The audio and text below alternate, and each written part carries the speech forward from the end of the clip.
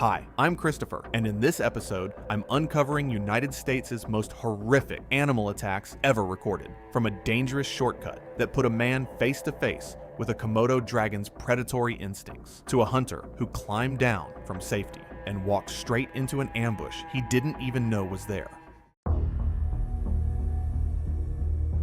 It was June 14th, 2015, in the backcountry of Yellowstone National Park, Wyoming. Fog clung to the lodgepole pines lining the narrow trail, reducing visibility to less than 30 feet. The ground was soft, muffling footsteps on the muddy path that wound through dense forest 2 miles from the nearest trailhead. Kelsey Vance was 24 years old, a second-year graduate student in wildlife biology from Oregon. She had arrived in Yellowstone several weeks earlier as part of a summer research program studying wolfpack movements. Her assignment that morning was to check remote camera traps positioned along known wolf corridors. Kelsey maintained social media accounts on TikTok and Instagram, where she occasionally posted about her fieldwork. Her accounts had modest followings of friends, family, and classmates, with her videos typically receiving between 200 and 600 views. She posted once or twice per week when she had interesting footage to share from her research work. Kelsey had completed the required bear safety training upon arrival, and had hiked alone in grizzly country on prior occasions during undergraduate fieldwork in Montana, both times without incident. Her supervisor had approved solo fieldwork based on her previous experience and completion of all safety protocols. The research program made bear spray available to field researchers, but carrying it was recommended rather than mandatory. Kelsey had declined to check out a canister, relying instead on noise-making and situational awareness techniques that had served her well in the past. She had signed out alone from the research station that morning, writing her planned route and expected return time in the logbook. Her phone was in her jacket pocket. She had posted a brief photo to Instagram that morning from the trailhead, showing the foggy conditions. The area was known for high grizzly activity in early summer, when bears emerged from dens and sows brought cubs down from higher elevations. The Yellowstone grizzly bear is a distinct population of brown bears inhabiting the greater Yellowstone ecosystem. Adult females typically weigh between 300 and 400 pounds, while males can exceed 600 pounds. These bears can run at speeds up to 35 miles per hour in short bursts, even through dense forest terrain. Grizzly bears are highly protective of their cubs, particularly during the first 2 years of life. At some point in the morning, Kelsey rounded a sharp bend in the trail where it passed between 2 large boulders covered in wet moss. The path narrowed to less than 4 feet wide, with dense willow thickets on both sides, rising to 6 feet high. Her phone was in her hand. She had been recording short clips of the foggy trail as she walked, capturing footage for content she planned to post later. The grizzly sow was roughly 20 feet ahead on the trail, facing away. 2 cubs were positioned behind Kelsey's location, partially hidden in the willows to her right. Kelsey had walked directly between the mother and her cubs without seeing either party due to the fog and terrain. The sow turned and saw Kelsey. The bear launched forward without vocalization, just immediate explosive movement. Kelsey's hand moved instinctively to her hip, a reflexive defensive gesture, but she carried no bear spray. The phone fell from her other hand into the mud. She raised both arms above her head and shouted, a loud aggressive yell meant to appear larger and more threatening.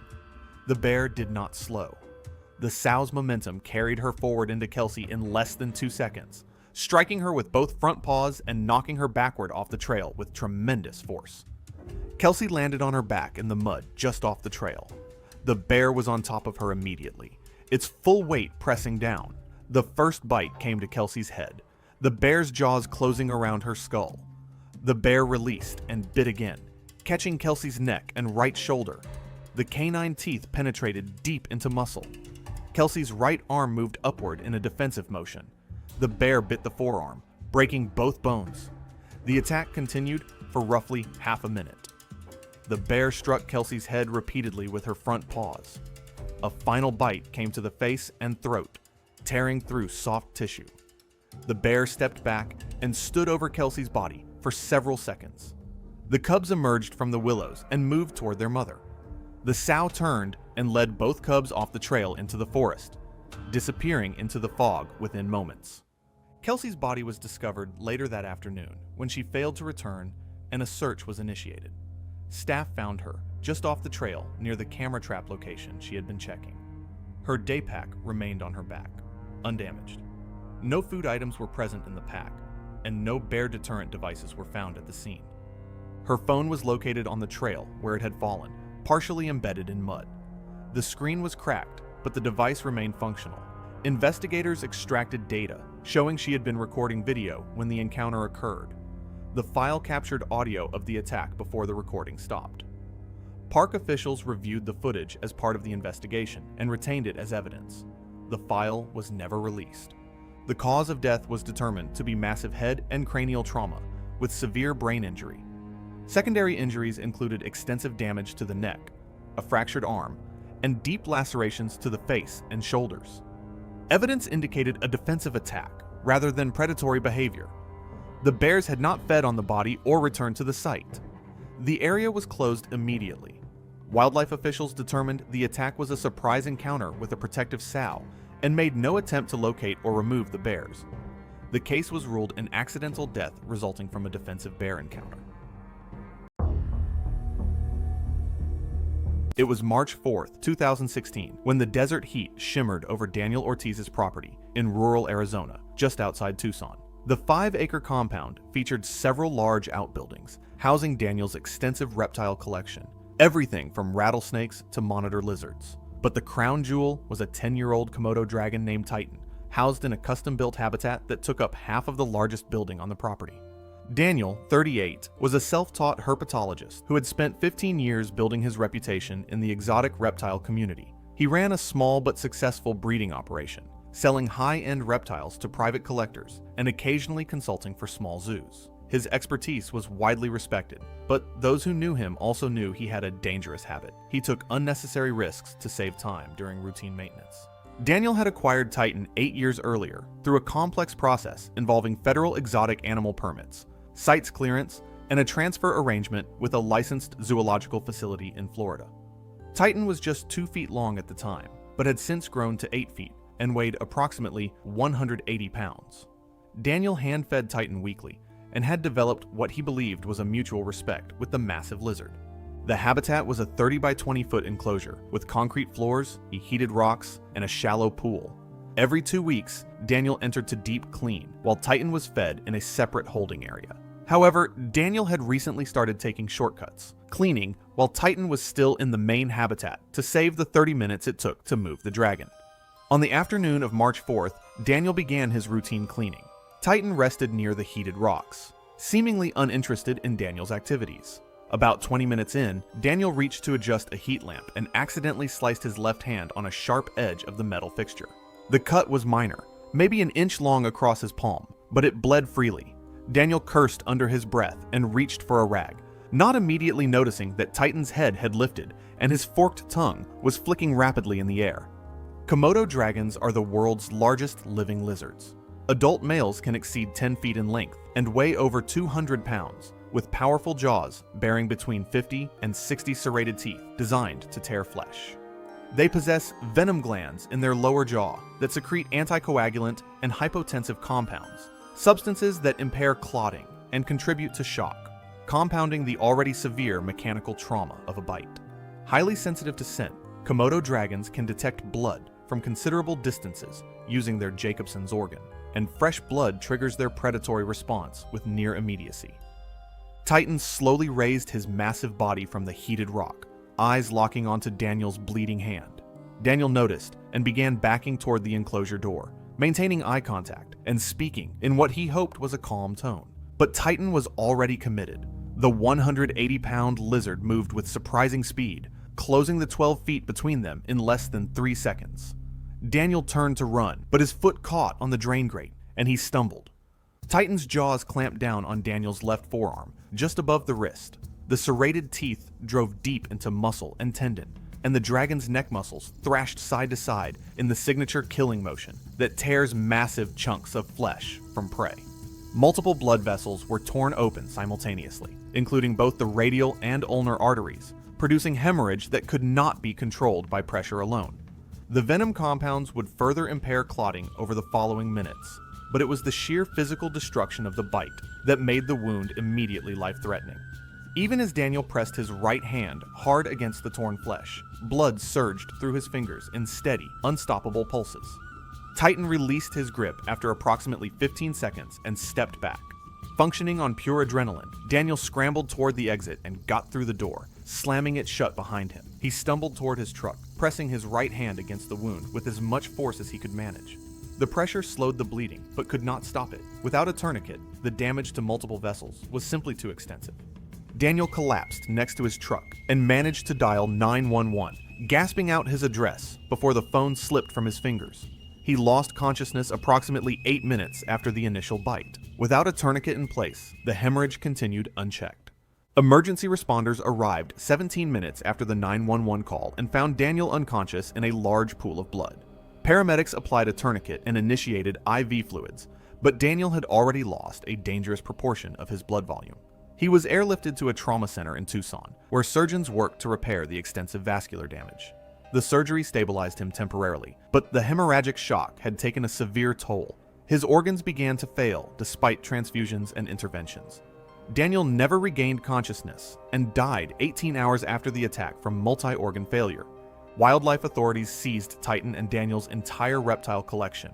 The Komodo dragon was quarantined before being transferred back to the zoological facility that had originally provided him. Arizona tightened its regulations on dangerous exotic species in the aftermath. It was May 18th, 2014, at a privately licensed wildlife sanctuary in Lumpkin County, Georgia. In the central bear habitat, a 340-pound American black bear named Atlas paced along the interior fence line. Derek Pollson was 29 years old and had driven to the sanctuary that Sunday with his girlfriend of 3 weeks. During the drive, he had already begun boasting about his nerve, about how most people were too soft to really experience anything, about how fences and warning signs were designed for the fearful. He viewed the visit partly as a stage, and he had already decided he would not leave it without a story worth telling. The sanctuary operated on 42 acres approximately 90 miles north of Atlanta and was licensed under federal wildlife facility regulations. The bear enclosure was constructed of heavy-gauge chain-link fencing approximately 8 feet high with an inward-angled overhang at the top. It was built decades earlier under older standards and grandfathered in under updated regulations. Warning placards were mounted at regular intervals. Do not enter. Active bear habitat. Stay behind barrier at all times. Black bears rely heavily on rapid, explosive swats rather than prolonged mauling, and a single forepaw strike can generate enough force to break large bones. They can sprint up to 30 to 35 miles per hour over short distances. Atlas had no history of aggression towards staff, but no unfamiliar person had ever entered his enclosure.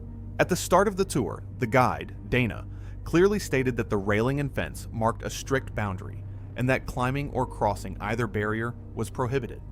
Derek initially remained behind the railing, though he spent most of that time making dismissive remarks under his breath, calling the warnings excessive, saying the bear looked practically tame. When his girlfriend quietly suggested they simply watch, he stiffened. He had something to prove. When Dana rounded a bend in the path with several visitors, momentarily obscured by a stand of trees and the shifting cluster of guests, Derek stepped over the secondary railing. He gripped a vertical support post beside the chain-link panel and began climbing, using the post for leverage.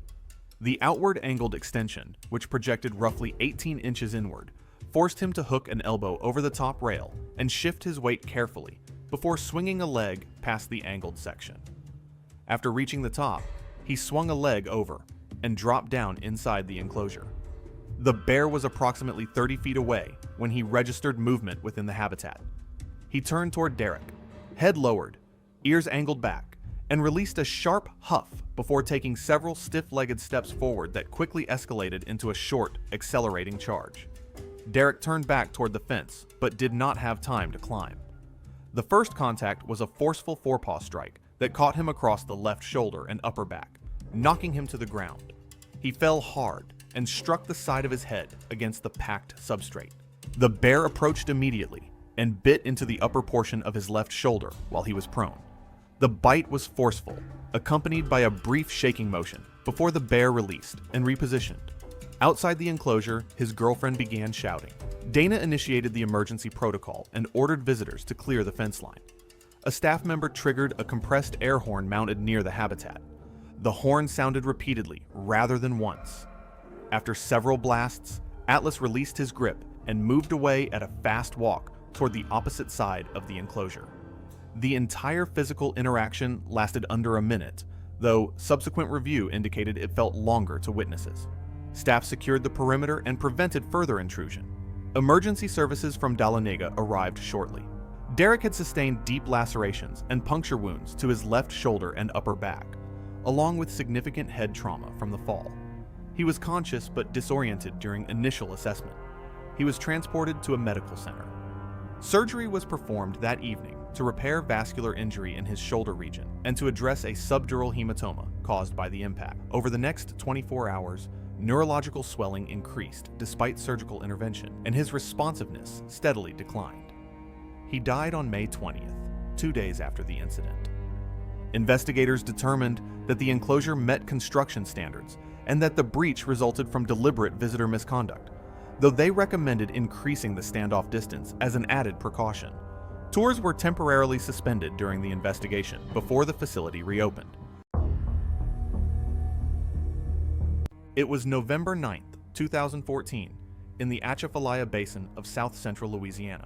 The early morning temperature was 61 degrees Fahrenheit, with heavy fog reducing visibility across the water to less than 30 feet. The swamp was a maze of slow-moving channels, cypress trees draped in Spanish moss, and thick vegetation along the banks. Cyprien Ducay was 38 years old, a welder from Lafayette who had been hunting ducks in the basin since his teenage years. He was alone in a 14-foot aluminum boat, using a small outboard motor to navigate the narrow waterways. He had set up decoys in a shallow cove and was positioned near the edge of the boat, scanning the sky for incoming birds. He had been in position for some time, watching a pair of wood ducks circle overhead before veering off toward another section of the swamp. The fog was beginning to thin slightly, and he could make out the far bank of the cove more clearly now. Several of his decoys had drifted out of formation, pushed by a slight current moving through the channel. Cyprien shifted his position in the boat. His thermos of coffee sat wedged between his feet. The morning was warming up slightly, and the fog was lifting in patches across the water. He could hear other hunters in the distance, their shotgun blasts echoing faintly through the cypress trees. He scanned the sky again, looking for any sign of incoming ducks. A small flock of teal passed overhead, but they were too high and showed no interest in his spread. Cyprien set his shotgun down carefully and shifted his weight toward the edge of the boat. Several of his decoys had drifted even further out of position, and the spread looked sloppy. He leaned over the side to retrieve the closest decoy, a mallard drake that had floated roughly 6 feet away. His hand stretched toward the decoy's anchor line, fingers just brushing the cord. He leaned out further, gripping the side of the boat with his left hand for balance. The American alligator is a large reptilian predator that can reach lengths of 10 to 15 feet and weigh between 400 and 800 pounds. They are ambush hunters, capable of remaining motionless for extended periods before launching explosive attacks from the water. Alligators possess one of the strongest bite forces in the animal kingdom, estimated at over 2,900 pounds per square inch. Cyprien had noticed ripples moving toward the boat from his left side earlier. He assumed it was a nutria or a turtle and paid little attention. The ripples had stopped roughly 10 feet from the boat, and the water had gone still again. As he reached into the water and grabbed the anchor line, something clamped onto his right forearm with immense force. He was pulled forward violently, his upper body dragging over the edge of the boat. The aluminum gunnel dug into his ribs as he was yanked toward the water. An alligator, estimated at 11 feet in length, had his arm locked in its jaws. Cyprien grabbed the side of the boat with his free hand, trying to pull himself back in, but the gator began rolling. He lost his grip on the boat and was pulled into the water.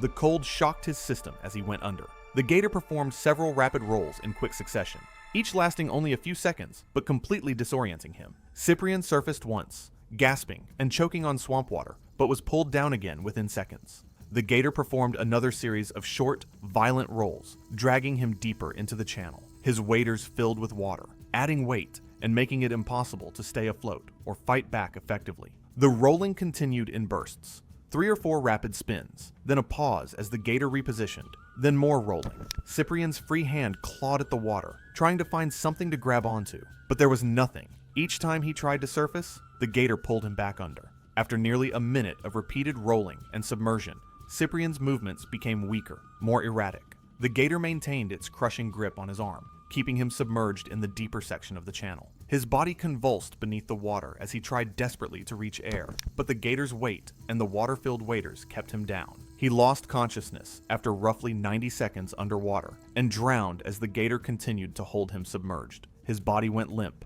and the gator finally stopped rolling. The animal held the body underwater for several more minutes, ensuring no movement remained. Only after Cyprien had been dead for some time did the gator begin to tear at the arm and shoulder, dismembering the body before wedging what remained beneath submerged logs in the deeper section of the channel. Cyprien's boat was found drifting in the cove later that morning by another hunter, with his shotgun still inside and the motor off. His body was recovered 3 days later, approximately 200 yards downstream from where the boat had been found, lodged beneath debris in roughly 8 feet of water. The remains showed extensive trauma consistent with an alligator attack. His right arm had been severely damaged with spiral fractures and significant tissue loss, and there were deep puncture wounds and crushing injuries to his torso, with evidence of post-mortem feeding. His waders were torn in multiple places, and tissue damage indicated he had been submerged and rolled repeatedly.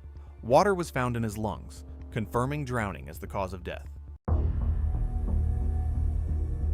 It was the 6th of July, 2016, and the trail along Yellowstone's northern range cut through open sagebrush and scattered timber wide enough for 2 people to walk abreast and exposed enough that the views carried for miles in every direction. A weathered sign at the trailhead advised visitors to maintain a minimum of 100 yards from bears and wolves. Most visitors read it on the way in and continued down the trail. Nadine Okafor, 39, was a paralegal from Chicago who had finalized her divorce 3 weeks earlier. 2 friends had invited her to join a women's hiking group for the weekend, a small trip organized around several popular trails in Yellowstone National Park. She had arrived in the park the previous evening, and this was her first time hiking along the northern range. The group moved steadily along the open trail that morning, spaced in pairs and small clusters. The landscape was wide and quiet, with low sagebrush spreading across the slopes and scattered stands of timber breaking up the terrain. Nadine walked near the rear portion of the group with her phone in hand as they followed the trail's gradual curve through the open country. Grizzly bears are present throughout Yellowstone's northern range and are among the most dangerous large mammals in North America. Adult females typically weigh between 250 and 350 pounds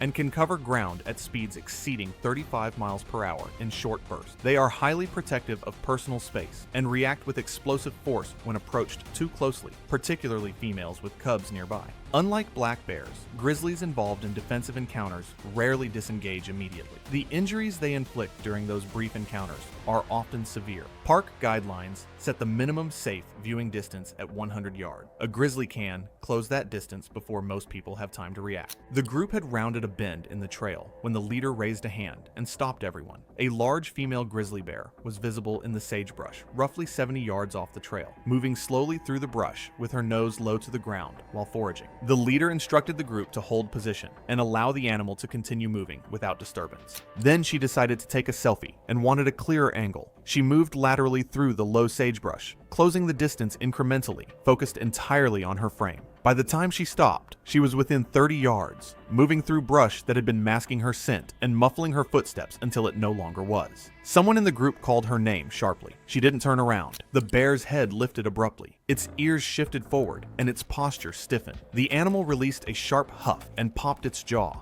a warning behavior commonly observed in defensive encounters. Nadine remained within 30 yards of the animal, while still partially concealed in the brush. The bear charged immediately, accelerating in a straight line through the sagebrush. The distance was covered in under 3 seconds. Nadine turned partially before the bear reached her. The initial impact knocked her sideways to the ground. The bear delivered a single bite to the back of the neck with full force and then released. The animal stood briefly over her body, huffing and scanning the area. One woman on the trail deployed bear spray toward the animal. The spray cloud reached the bear within seconds. The bear recoiled sharply, turned, and ran back into the sagebrush before disappearing into the brush line. The physical contact had lasted less than 20 seconds. Nadine was alive when members of the group reached her. She had sustained a severe bite wound to the back of the neck, along with deep lacerations across the shoulder. Significant blood loss was visible on the ground beneath her. She was unconscious and breathing with difficulty. The group leader contacted emergency services, while others attempted to control the bleeding, using clothing and available supplies from their pack. Park rangers were dispatched immediately after the call. Rangers arrived at the scene approximately 45 minutes later. A helicopter had been dispatched to the area, but Nadine's condition deteriorated rapidly before evacuation could occur. She was pronounced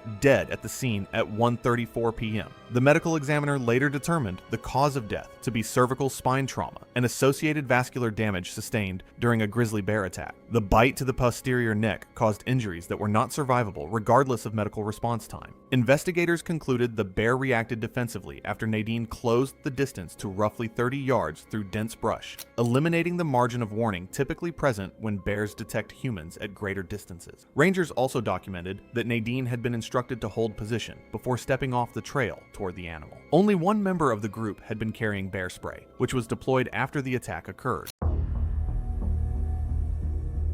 It was July 19, 2017, when the humid Tampa afternoon air drifted through the open windows of Aisha Patel's studio apartment.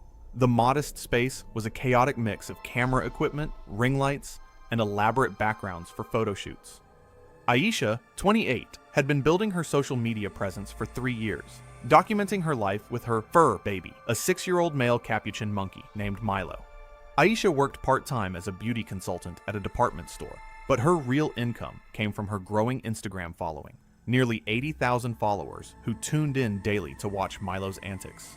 She dressed him in tiny outfits, filmed him helping with makeup tutorials, and created elaborate scenarios that generated thousands of likes and comments. Her bio proclaimed her Milo's mom, and she frequently referred to the monkey as her son. She had purchased Milo 5 years earlier from an exotic pet dealer at a reptile expo, drawn in by the adorable infant monkey clinging to a stuffed bear. The dealer had assured her that capuchins were easy pets, neglecting to mention the challenges that come with keeping a wild animal. For the first 2 years, Milo was manageable, cute, curious, and photogenic, but as he matured, his behavior became increasingly difficult. Capuchins are highly intelligent and strong for their size, with adult males weighing between 6 and 9 pounds, but possessing bite forces far exceeding what their small stature suggests. Their canine teeth can grow up to 0.7 inches, disproportionately long for their body size. Males are particularly territorial about food and become increasingly aggressive as they reach sexual maturity around age 5. Despite their small size, capuchin attacks have resulted in severe facial injuries, and in rare cases involving victims with underlying health conditions, have proven fatal. Aisha had a pre-existing heart condition, a congenital mitral valve defect associated since adolescence with documented episodes of ventricular arrhythmia.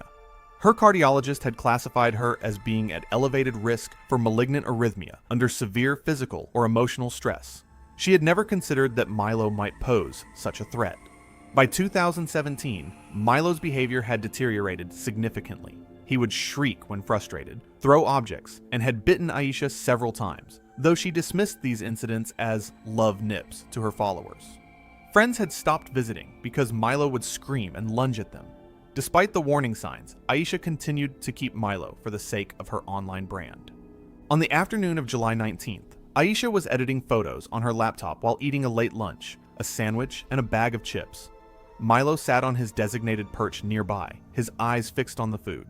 Aisha had learned to never eat near Milo, but she was distracted by an urgent message from a potential sponsor and forgot her own rule.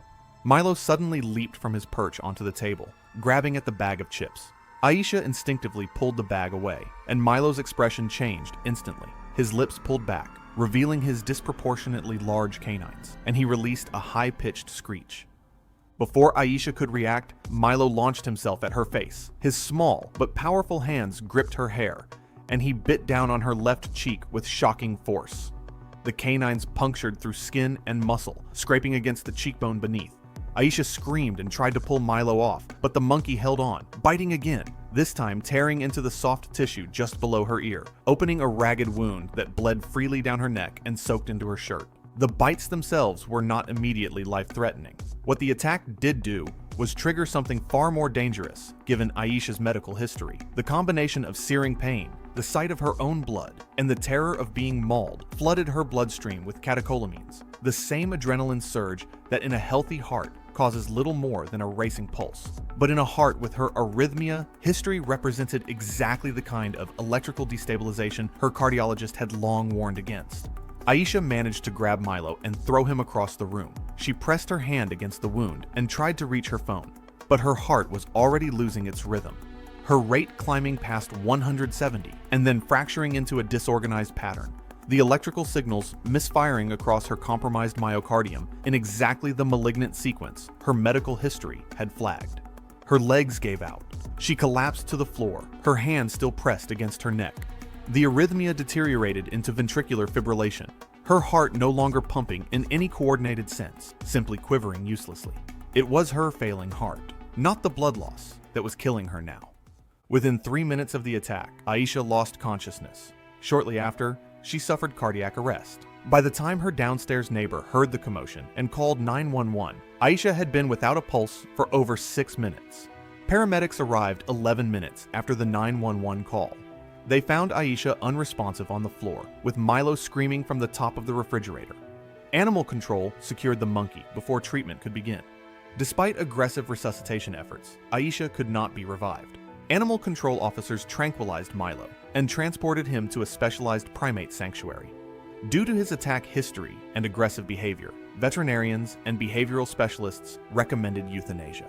Aisha's family agreed, and Milo was humanely euthanized 3 days later. The investigation revealed that Aisha had been keeping Milo illegally. Florida requires a Class 3 wildlife permit for capuchin monkeys, which she had never obtained. Her landlord was also unaware she was housing a primate in the apartment, a violation of her lease agreement. It was July 29, 2017, and the murky waters off South Padre Island churned as thunderclouds gathered over the Texas Gulf Coast, creating conditions that brought one of the ocean's most dangerous species into the shallows. 19-year-old Micah Redden from Tulsa, Oklahoma, had never felt the ocean on his skin. Confined to a wheelchair by progressive muscular dystrophy, he retained sharp curiosity, and his parents, Darren and Lila, had planned this vacation to give him meaningful experiences while he still had sufficient strength. After 2 days building sandcastles and collecting shells, Micah begged to touch the water. It's hard not to picture how excited he must have been in that moment. Darren, an auto mechanic who had built custom modifications for Micah's wheelchair, carried him to a spot where other families played, reasoning the area would be safe, while Lila and their 11-year-old daughter Maya watched nervously. Bull sharks are a species frequently involved in near-shore attacks, with stocky builds reaching 8 to 11 feet, and capable of exerting powerful bite force sufficient to cause severe tissue and bone damage. They are adapted to hunt in shallow coastal waters and estuaries, and their territorial behavior makes them responsible for more near-shore attacks than most other shark species. Local fishing guides had reported increased baitfish activity near the shoreline all week, typically signaling larger predators moving in. Several surf fishermen observed schools of bait fish scattering in the water earlier that afternoon. The beach did not have a dedicated shark warning system, and lifeguards were primarily monitoring rip currents. Recent storms had stirred sediment, lowering visibility to less than 3 feet, which can make it more difficult to detect sharks moving through shallow water. As Darren carried Micah into the surf, the water reached roughly 4 feet deep. Micah's excitement was evident as small waves splashed against his legs and torso, sensations he had never experienced. Darren held him in a semi-floating position, supporting his arms and knees while letting the gentle surf wash over him. Unknown to the family, an approximately 8-foot bull shark had been moving through the shallows, following schools of small fish driven into the area by larger predators offshore. The shark's electroreceptors detected electrical signals and movement in the water, triggering its natural investigative behavior as it cruised through the murky surf. The attack occurred as Darren adjusted his grip. The bull shark struck from the side in the shallow water, its jaws closing on Micah's right leg. The impact knocked Darren off balance. Micah's compromised muscle control meant he could offer no resistance, as the shark's teeth caused severe tissue damage to the lower limb. The shark thrashed violently, pulling Micah partially beneath the surface before Darren regained his footing and hauled him upward. Darren desperately tried to maintain his footing and pull Micah away. I can't imagine the panic he must have felt trying to hold on to his son. The surrounding water darkened with blood as Darren struck the shark repeatedly with his fists. After several seconds, the shark released its grip and disappeared into the murky surf, leaving Micah's badly injured leg visible as Darren carried him toward shore. Darren carried his son toward shore while calling for help as blood flowed from severe wounds. Beachgoers, including a former military medic, attempted to apply pressure, but the injuries were extensive. Micah's breathing became shallow and irregular as blood loss accelerated. A lifeguard contacted emergency services. Paramedics arrived shortly after, but Micah had already gone into cardiac arrest from massive blood loss and trauma. Resuscitation continued before he was pronounced dead. The coroner's preliminary examination confirmed massive blood loss, severe vascular damage to the lower limb, and traumatic shock as the primary causes of death. The beach remained open, with temporary shark awareness signs and increased lifeguard patrols for the weekend.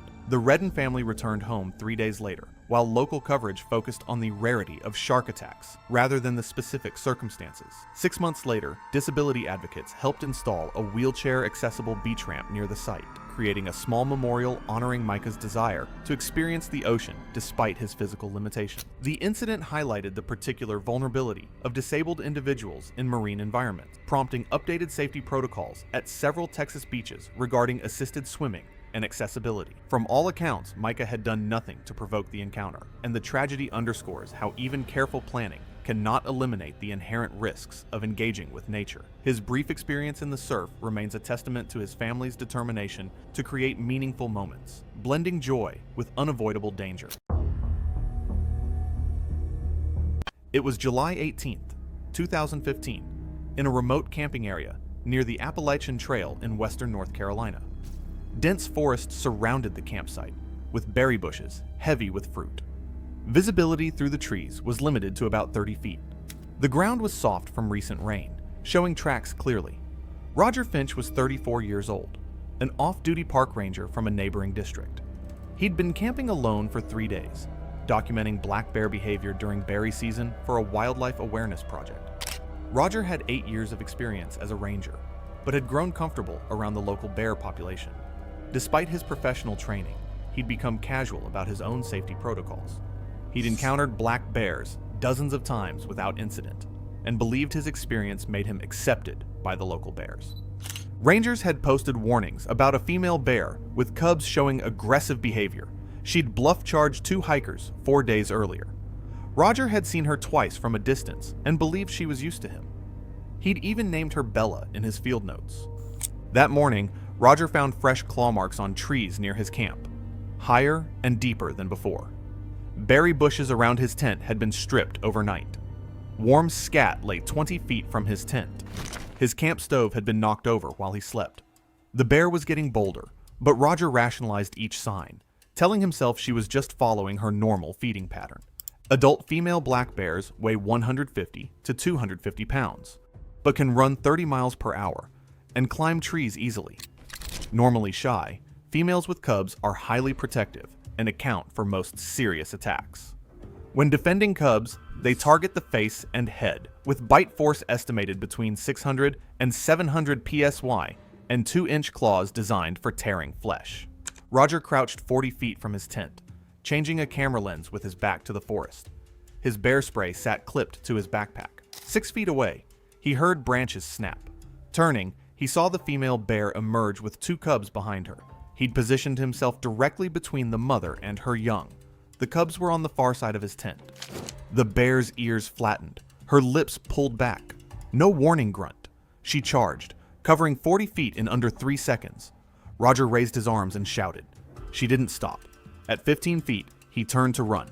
The worst response. At 5 feet, he tried to drop into fetal position.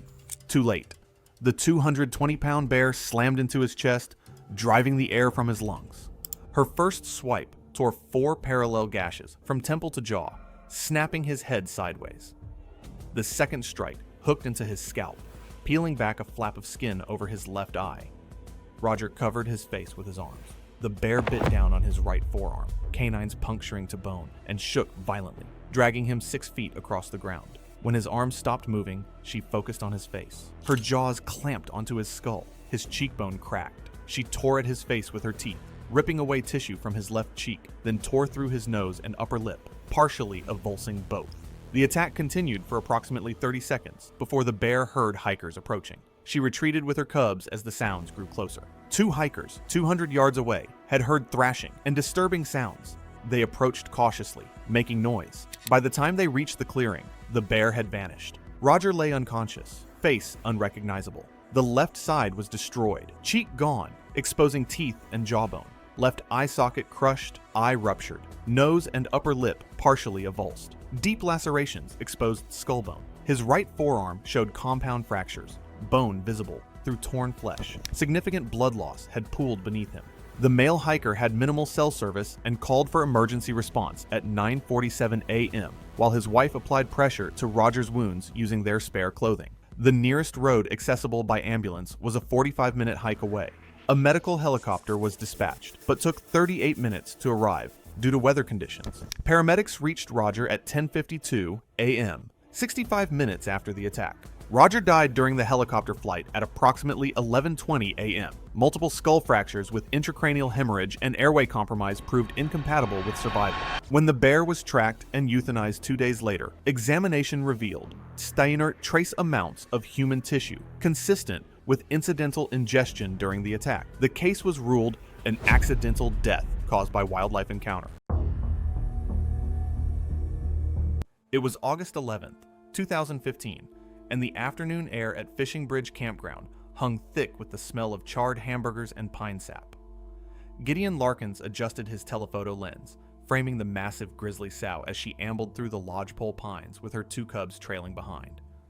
Gideon was a 32-year-old biology teacher at a high school in Montana, known among colleagues for his unconventional teaching methods that often involved live animals and first-hand field experiences.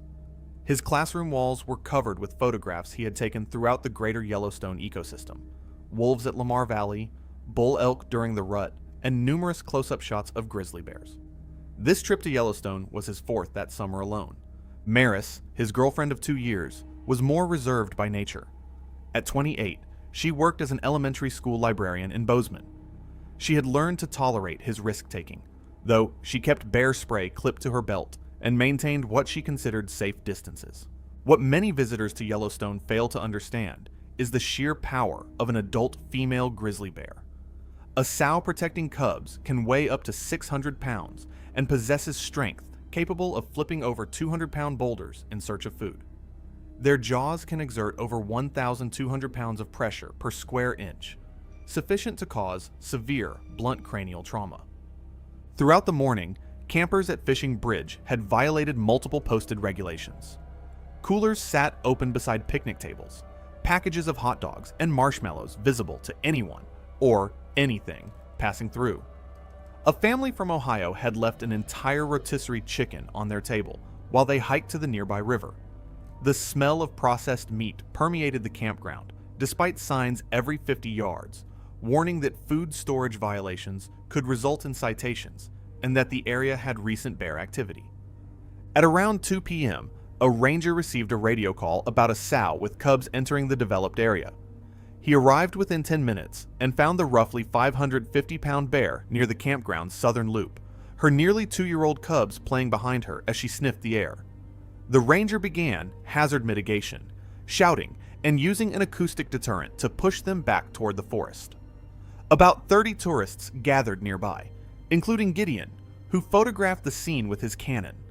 When the ranger raised his voice, Gideon lowered his camera and shouted that he was stressing the animals unnecessarily. The sow's ears flattened against her skull, a warning sign the ranger recognized immediately. She woofed, a guttural exhalation that sent her cubs scrambling up a nearby pine.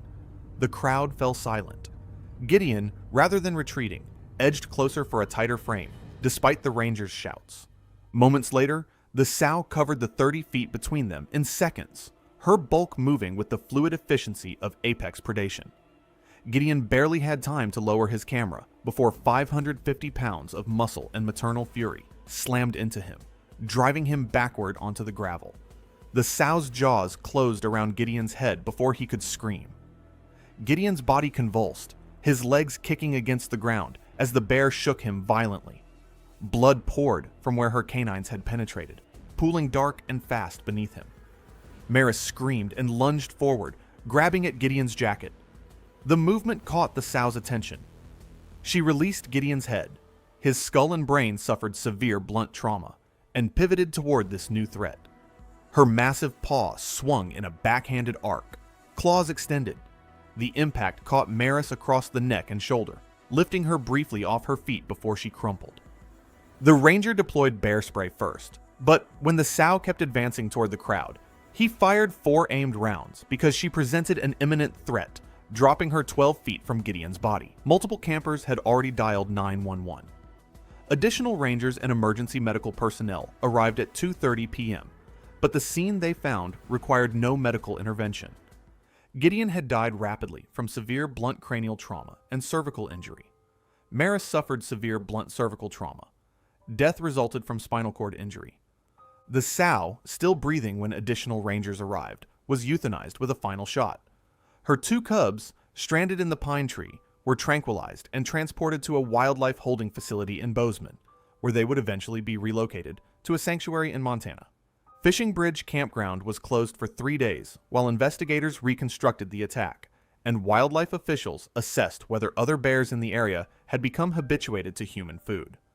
The investigation concluded that improper food storage had drawn the sow into the developed area, and that Gideon's aggressive approach had triggered her defensive response. No charges were filed. It was July 9, 2017, in the Denali region of interior Alaska. The midday temperature reached 71 degrees under partly cloudy skies. The terrain consisted of rolling tundra, dotted with willow thickets and scattered spruce trees, with a clear creek running through a shallow valley below the mining trail. Visibility was excellent, extending over a mile across the open landscape. Luke McKenzie was 30 years old, a recreational gold prospector from Colorado, who had traveled to Alaska for a 2-week mining expedition. He had purchased a small claim along a creek known for placer gold deposits and arrived 4 days earlier, hiking in with a heavy pack of equipment. Luke had prospected in Colorado and Montana for 6 years, but this was his first trip to Alaska. His camp sat on a gravel bar 50 feet from the creek, with his mining equipment and sluice box positioned at the water's edge. The area was prime grizzly habitat, particularly in summer, when bears concentrated along waterways. While the creek was too small for salmon runs, it connected to larger waterways downstream and served as a travel corridor for bears moving between feeding areas. Before his trip, Luke had purchased an air horn, but had not invested in bear spray. His primary deterrent strategy was noise from his mining operation and periodic loud shouts to announce his presence. Interior Alaska grizzly bears are smaller than their coastal counterparts, with adult males typically weighing between 400 and 600 pounds. However, they are considered more aggressive due to increased competition for limited food resources. Creek corridors are particularly important travel routes and feeding areas, and bears will defend access to them aggressively. That afternoon, Luke was standing in the creek, bent over his sluice box, shoveling gravel into the upper section. The water ran at mid-calf depth against his waders. The sound of rocks tumbling through the sluice and splashing water filled his immediate environment. He had not looked up from his work in several minutes. The grizzly approached from upstream, walking along the creek bank. It was a large male, estimated at 480 pounds, with dark brown fur and a prominent shoulder hump. It had been traveling downstream along its regular route when it encountered Luke's camp and mining operation. The bear stopped 35 yards upstream and watched Luke work for roughly 20 seconds. The narrow creek channel and Luke's position created a confined situation. Luke did not see the bear and continued shoveling. The bear descended the bank into the creek and began walking downstream through the water. The confined space and Luke's proximity triggered a defensive response. It closed the distance to 20 yards before Luke sensed movement and looked up. Luke dropped his shovel. He had no bear spray, no weapon, nothing but his voice. He shouted at the bear and raised both arms above his head to appear larger. The air horn sat on the rock 10 feet away, useless and out of reach. The bear accelerated into a charge, water splashing as it covered the distance rapidly. Luke backed toward the creek bank, still facing the bear and shouting. When the bear was less than 15 feet away, he turned to run, but slipped on the wet rocks and fell forward into shallow water. The bear reached him as he attempted to stand, his legs scrambling for purchase on the slippery stones. The bear bit Luke's lower back, its jaws closing around his lumbar region. The bite caused severe spinal trauma and crushing injuries. Luke's legs went limp. The bear lifted him partially out of the water, shook him once, and threw him against the creek bank. Luke landed face down in shallow water. The bear bit his upper back and neck, teeth penetrating deep through muscle and bone. Luke's arms moved weakly in an attempt to protect his head. The bear then bit the back of his skull and neck, causing massive trauma. It held the bite for several seconds before releasing. The bear stepped back, stood over Luke briefly, then moved upstream and continued along the creek in its original direction of travel. It disappeared around a bend within minutes. Luke's body was found partially submerged at the bank's edge. His mining equipment remained in place, and the sluice box was still positioned in the water. The cause of death was severe spinal trauma from the initial bite, with contributing factors of massive head and neck injuries and hemorrhaging. No bear deterrent had been deployed. Investigators noted the victim had not been carrying bear spray, which had become increasingly recommended for anyone working alone in remote bear habitat. The case was ruled an accidental death resulting from a surprise defensive bear encounter in a confined space. It was November 2nd, 2018, when the cool autumn evening settled over Gregor Vandermir's sprawling property in rural Oregon, about 40 miles south of Portland. The converted barn that served as his reptile breeding facility hummed with heat lamps and climate control systems. Gregor, 45, had spent 2 decades building his reputation as one of the premier python breeders in the Pacific Northwest, specializing in reticulated pythons, the longest snake species on Earth. His operation was modest but profitable, selling juvenile pythons to collectors across the country. His pride and joy was a 20-foot female he had raised from a hatchling over 18 years, a snake he called Empress. She was the foundation of his entire breeding program, and he treated her with a reverence that bordered on obsession. Those who knew Gregor described him as meticulous and safety-conscious, except when it came to Empress. He had built her a dedicated room in the barn, 20 by 15 feet, with heated floors and climbing structures. Unlike his other snakes, Empress had free reign of her space. Gregor entered regularly to clean, conduct health checks, and feed her, always alone, dismissing the long-standing rule that giant constrictors should never be handled without a second person present. Fellow breeders had warned him repeatedly. Gregor insisted he knew Empress better than anyone. On the evening of November 2nd, Gregor prepared her weekly meal, a 15-pound thawed rabbit, and carried it into her room using tongs to keep the scent off his hands. Empress was coiled near her basking spot, her body forming loops nearly 18 inches in diameter. Her tongue flicked as she detected the food. Reticulated pythons are the longest snakes in the world, with large females reaching 20 feet or more and weighing between 150 and 200 pounds. They kill by constriction, not by crushing bones, as commonly believed, but by tightening with each exhale of their prey, preventing the lungs from re-expanding. Death typically follows within minutes, from cardiac arrest and asphyxiation combined. Multiple human fatalities from captive specimens are documented in the United States. Gregor placed the rabbit on the floor about 6 feet from Empress's head and stepped back. As he moved toward the door, his boot caught the edge of a water dish he had forgotten to move. He stumbled, and the sudden movement triggered Empress. She lunged, striking his thigh with her head.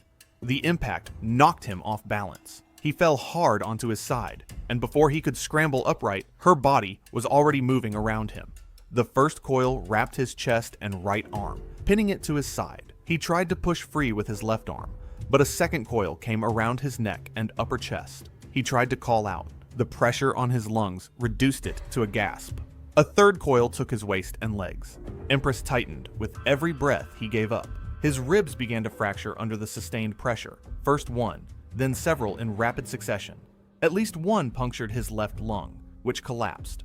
The coils around his neck compressed his carotid arteries. His vision darkened. His struggles weakened. Within roughly a minute to 90 seconds, he lost consciousness. Death came within minutes, from a combination of asphyxiation and cardiac arrest. He would not have been aware of it. Empress held her constriction for some time after he died, typical behavior, ensuring prey is fully still before releasing. She then began attempting to swallow him head first, working her jaws forward in the slow, methodical way large constrictors do. His shoulders proved too wide to continue. After an extended effort, she gave up and retreated to her basking spot. Gregor's business partner discovered the scene the following morning when Gregor failed to answer their scheduled call. Animal control officers, working with experienced reptile handlers, sedated Empress and removed her safely. The autopsy recorded multiple rib fractures, a collapsed lung, compression injury to the trachea, and cardiac arrest consistent with constriction. Empress was eventually relocated to a specialized reptile conservation facility, operating under protocols requiring multiple handlers for any interaction with large constrictors. The incident renewed debate across the reptile-keeping community, and several states tightened ownership requirements in the years that followed. Gregor Vandermir had known Empress longer than some of his colleagues had kept snakes at all. He had fed her, cleaned her space, monitored her health through 2 decades of seasons. None of it changed what she was, or what she did when he fell. It was July 9th, 2017, and the mid-morning temperature in a park in Wyoming, Idaho, had already reached 72 degrees Fahrenheit. The valley stretched wide and golden under the summer sky, the grass moving in a low wind, and the distant ridgelines shimmering in the heat. A bison herd grazed near the creek. Further out in the meadow, partially obscured by tall grass, a grizzly bear was feeding steadily. Several cars had already pulled into the roadside viewing area. Margaret Elaine Doss was 58 years old and had retired the previous year from a career in human resources management in Scottsdale, Arizona. She had come to the park with her husband as part of a 2-week road trip through the national parks. He would later describe her as someone with a deep, genuine affection for animals who believed that animals could sense a person's calm intentions. She had volunteered at an animal shelter in Scottsdale for years and had told her husband before the trip that she wanted to come home with better wildlife photographs than the ones from her previous visit to that same park 15 years earlier. The Lamar Valley is one of the most productive wildlife watching locations in North America. The National Park Service requires all visitors to maintain at least 100 yards from bears and wolves and 25 yards from all other large wildlife. These are federal legal requirements. Rangers patrol the valley throughout the day. A ranger vehicle was parked at the far end of the pullout when Margaret and her husband arrived. Margaret had a digital camera with a moderate zoom lens and felt the distance was producing images that were too small. She told her husband the bear looked completely calm and that she only wanted to move closer for a better angle. He told her clearly not to. She waited several minutes while the ranger at the far end of the pullout was speaking with another visitor and scanning the meadow through binoculars. The ranger had noticed intermittent movement in the grass that suggested the possibility of a cub, but had not yet confirmed it before Margaret stepped off the road. Margaret stepped off the road shoulder and into the meadow grass, moving slowly and deliberately, the way she moved around nervous dogs at the shelter. She moved more than 100 yards from the road, well inside the required safety distance. The sow's posture changed first. Her head came up sharply, her ears angled back. She gave a short, forceful woof and rocked forward a step. What Margaret did not fully grasp in that moment was that she was now within close range of a mother bear that likely had a cub bedded in the grass between them. At that distance, especially if a cub was nearby, a direct human approach is commonly interpreted as a defensive threat.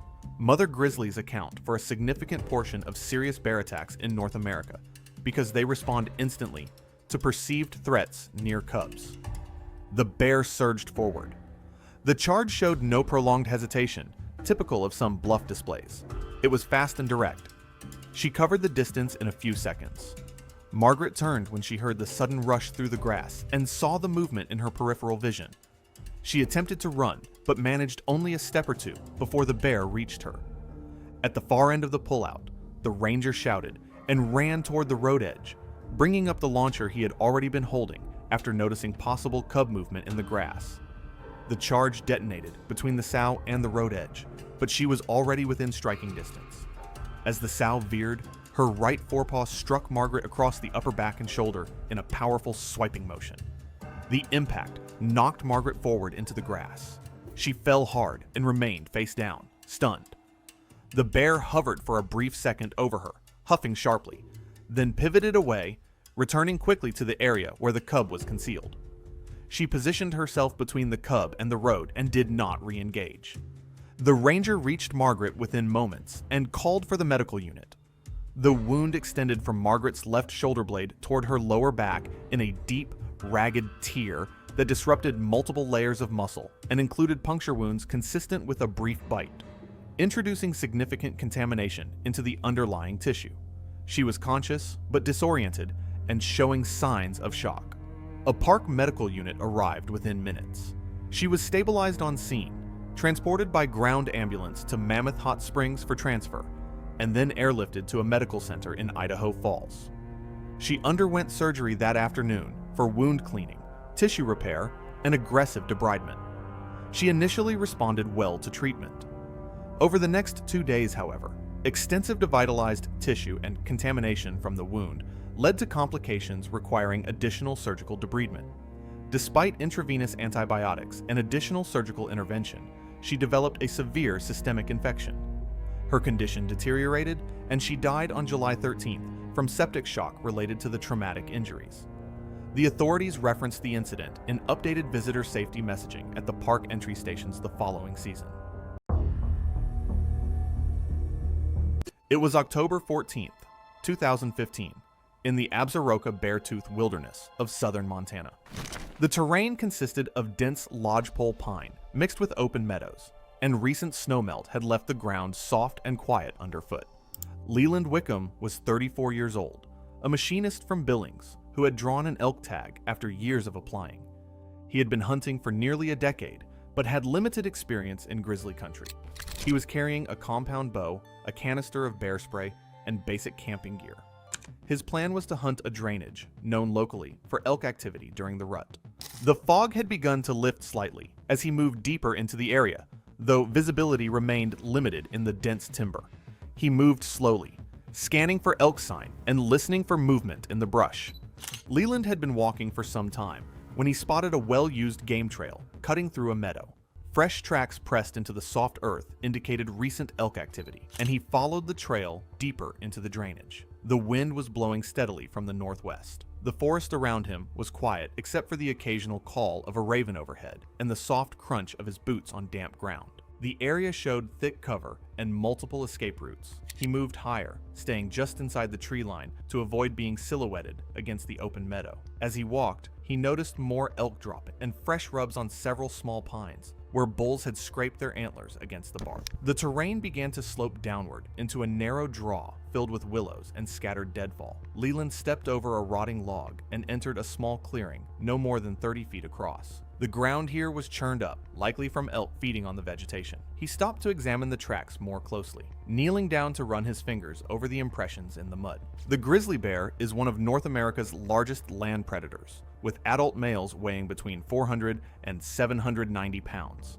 They can run at speeds exceeding 30 miles per hour over short distances and possess immense strength. Grizzlies are highly territorial and extremely protective of food sources, often returning to cached kills over multiple days. Leland stood and continued through the clearing, moving toward the far edge where the brush thickened again. He caught movement ahead through the trees. A large grizzly stood near a deer carcass he had passed earlier, roughly 40 feet away. The bear's head lifted, and it locked eyes with him. Leland froze. The bear dropped to all fours and began moving toward him, ears pinned back. He reached for his bear spray and managed to pull it from the holster. The bear broke into a charge, closing the distance in seconds. The impact knocked Leland onto his back before he could deploy the spray. The canister flew from his hand and landed several feet away. The bear's jaws clamped onto his left shoulder, and teeth punctured through his jacket and into muscle. He tried to roll onto his stomach to protect his vital organs, but the bear's weight pinned him in place. The bear released his shoulder and bit down on his upper back, just below the neck. The force fractured his scapula and tore through soft tissue.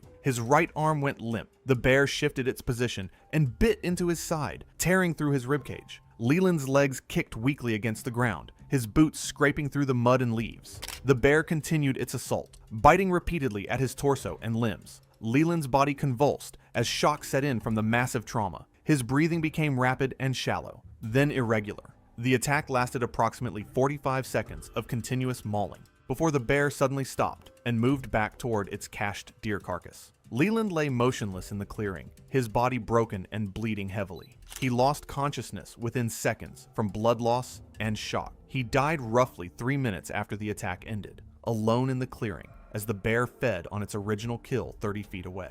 The bear remained in the area for several hours. Evidence later suggested it returned to Leland's body after dark and fed on the remains before dragging what was left into dense brush approximately 50 yards from the attack site. Leland had told a friend he would check in by radio that evening. When no contact was made, the friend drove to the trailhead the following morning and found Leland's truck still parked. A search was organized, and his body was located the next day. Evidence at the scene included deep claw marks on his torso, severe tissue damage to his shoulder and back, and catastrophic injuries throughout his body. Significant tissue loss indicated the bear had returned to feed after death. His bow was found lying in the clearing near the initial contact point, and the bear spray canister was located several feet away, unused. The deer carcass nearby showed signs of recent feeding, and large tracks consistent with an adult male grizzly were documented throughout the area.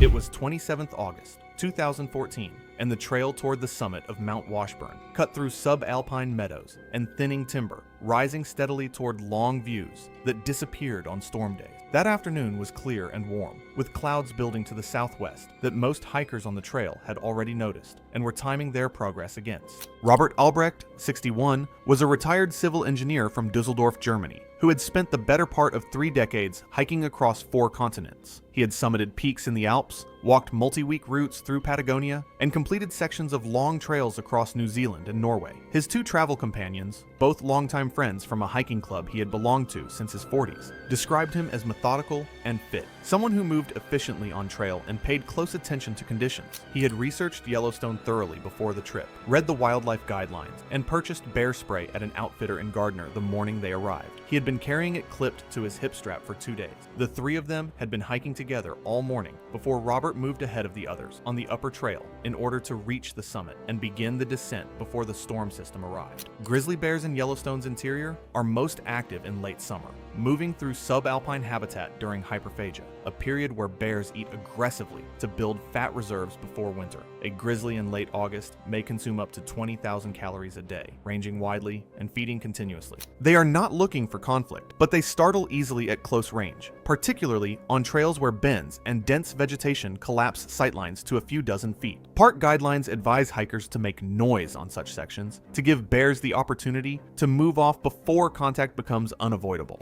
Robert was roughly 50 yards ahead of his companions when he rounded a sharp bend in the trail. The upper section curved tightly through berry-heavy brush where sightlines collapsed around each turn, terrain where park guidelines advise hikers to call out or clap periodically to avoid surprising wildlife at close range. Robert came around the bend and found himself roughly 15 feet from a grizzly bear, feeding heavily on buffalo berry bushes growing thick along the edge of the trail. The bear's head came up immediately, a deep woofing exhalation, body stiffening, weight shifting forward. It dropped its head and came forward in a short bluff charge, stopping roughly 6 feet from Robert, huffing loudly and popping its jaws while holding its ground. Robert stopped. His hand moved toward the bear spray on his hip, but the safety tab was still in place. Rather than backing away slowly, he shifted sideways along the uphill edge of the trail, attempting to move past the bear. The movement triggered an immediate response. The bear charged at full speed and struck him before he had completed a second step. The initial impact drove Robert off the trail and into the brush. The bear bit into his upper back and shoulder, drove him to the ground, and mauled him for several seconds before his companions rounded the bend and came upon the scene. One of them discharged bear spray immediately, shouting and moving toward the bear. The cloud reached the animal within seconds. The bear recoiled violently, swinging its head and backing off the trail before crashing into the fir trees and disappearing. Robert was on the ground, conscious but unable to move, with severe injuries to his back, shoulder, and neck. His companions applied pressure to the wounds, and one ran back down the trail to find cell service, while the other stayed with him. The bear spray, still clipped to Robert's hip strap, safety tab intact, was noted by rangers when they arrived. Emergency responders reached the scene approximately 55 minutes after the call connected. Robert was responsive when the first ranger arrived, but his condition was deteriorating rapidly from blood loss and suspected spinal involvement. A life flight helicopter from southern Montana was dispatched and landed at a clearing near the lower trailhead. Paramedics worked to stabilize him in the field and continued treatment during the flight, but the injuries to his neck and upper spine were beyond what intervention could reverse. He was pronounced dead at the clinic at 8:47 p.m. that evening. The medical examiner listed the cause of death as traumatic spinal injury and acute hemorrhage sustained in a grizzly bear attack. The bear was not located for removal. Rangers later noted that the section of trail had limited sightlines due to dense buffaloberry growth, terrain where park guidelines strongly advise hikers to make noise when approaching blind bends. It was August 15, 2014, and the ancient ice of a glacier stretched across Alaska's temperate wilderness like a frozen river of time, constantly calving into the lake below. The retreating ice had exposed rocky moraine and emerging vegetation, creating prime foraging habitat for brown bear preparing for winter. Celeste Morehead, 44, arrived at the glacier viewing area that morning as part of a desperate attempt to repair her fractured relationship with her 19-year-old daughter Emma during an Alaskan cruise excursion. A real estate agent from Phoenix, she had spent years watching her only child drift away, their relationship strained by boundary violations and attention-seeking behaviors. Colleagues knew her as domineering, successful professionally, but personally toxic. The trip represented Celeste's last attempt to prove she could change, though arguments over control of the itinerary had already begun. Her daughter had reluctantly agreed after months of guilt-laden calls, but their tentative reconciliation was fraying under Celeste's need to document every moment for social media validation. The glacier viewing area sat surrounded by dense rainforest, where spruce and hemlock trees provided cover for Southeast Alaska's brown bear population. Alaskan brown bears can exceed 1,500 pounds during peak season, with females averaging around 500 pounds. They can accelerate from standing to high speeds within seconds when defending cubs. Their massive claws and powerful jaws evolve to catch salmon and eliminate threats to their offspring. Park naturalist Jacinth Marinin had begun her standard wildlife safety briefing by informing the 20-person tour group about a female brown bear with 2 yearling cubs spotted that morning near the glacier viewpoint, approximately 400 meters from the visitor center. She emphasized the critical importance of maintaining at least 100 yards distance from all bears, explaining how sows with cubs represented the most dangerous encounter scenario due to their hypersensitive protective instincts. Celeste interrupted Jacinth's safety presentation multiple times, loudly dismissing the warnings as overblown liability protection designed to limit tourist experiences. When the group spotted the sow and her cubs through binoculars at approximately 150 meters distance, Celeste pushed to the front and announced her intention to capture real photographs rather than tourist snapshots. Both Jacinth and Emma pleaded with her to respect the safety guidelines, but Celeste exploded in fury, screaming that she was paying good money for this experience and would not be controlled by government bureaucrats who clearly did not understand her needs as a paying customer. Despite increasingly desperate pleas from Emma and direct orders from Jacinth to remain on the marked trail, Celeste stormed away from the group toward the foraging bears. Emma's tears and Jacinth's radio calls to park headquarters went ignored as Celeste marched across the rocky terrain with her digital camera extended. Celeste approached the sow foraging while her cubs played nearby on the glacier-polished rocks. The massive bear immediately detected the threat, rising onto her hind legs and huffing a clear warning to retreat. Celeste continued forward with her camera raised, either failing to recognize or deliberately ignoring the unmistakable signs of an agitated mother defending her young. A brown bear sow protecting cubs doesn't just attack, she eliminates threats with extreme prejudice. Her attacks are designed not to wound, but to neutralize completely, often continuing long after the threat has stopped moving. Celeste had just triggered every maternal instinct evolution had hardened into this 500-pound killing machine. The bear responded defensively, advancing toward Celeste and making physical contact. She fell onto the rocky terrain and sustained multiple injuries to the head, neck, shoulders, and upper torso, including puncture wounds and lacerations from the bear's teeth and claws. During the encounter, the bear maintained contact for several minutes while attempting to neutralize the perceived threat to her cubs.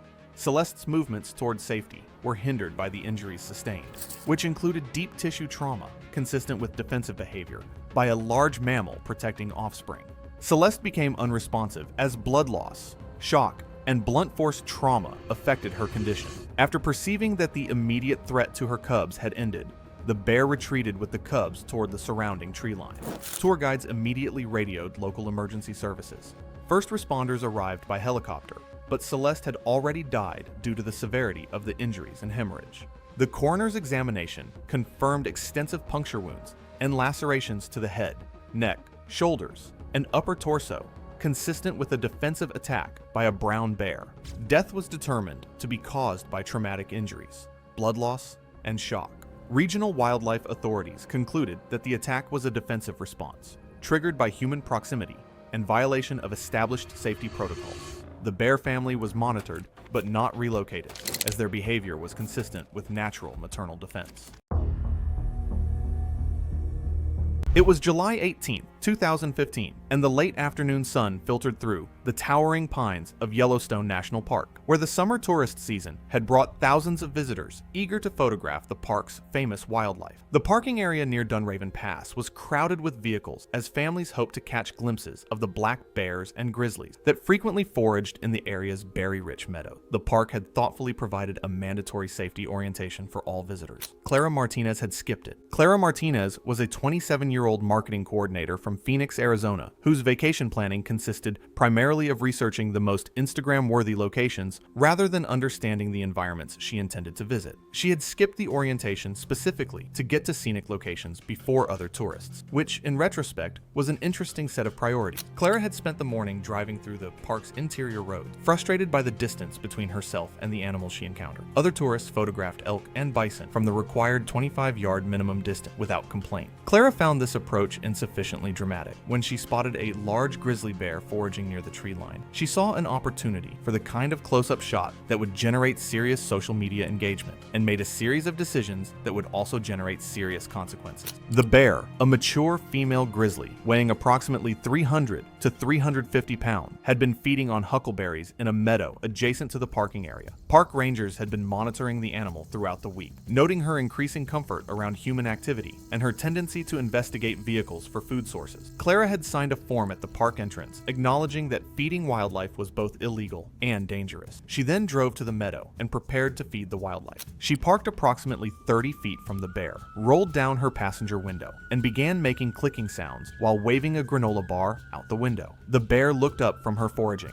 immediately focusing on the scent of processed food. From the bear's perspective, a person had parked nearby and was waving food at her. This was not a confusing situation. Grizzly bears possess an extraordinary sense of smell, capable of detecting food sources from over a mile away. An adult female can weigh between 290 and 400 pounds, with powerful limbs capable of propelling them at speeds exceeding 30 miles per hour. Their claws can reach up to 4 inches in length, and their bite force exceeds 1,200 pounds per square inch. The bear approached with deliberate steps, her massive head swaying as she tested the air. Clara held the granola bar further outside the window, attempting to coax the bear closer for a better shot. The bear rose on her hind legs, placed her front paws on the car's doorframe, and brought her massive head level with Clara's window. The bear's weight caused the car door to creak ominously, her claws leaving deep gouges in the paint as she repositioned for a better angle at the food. When Clara tried to pull the granola bar back inside the vehicle, the bear lunged toward the open window, pressing her head and shoulders against the door.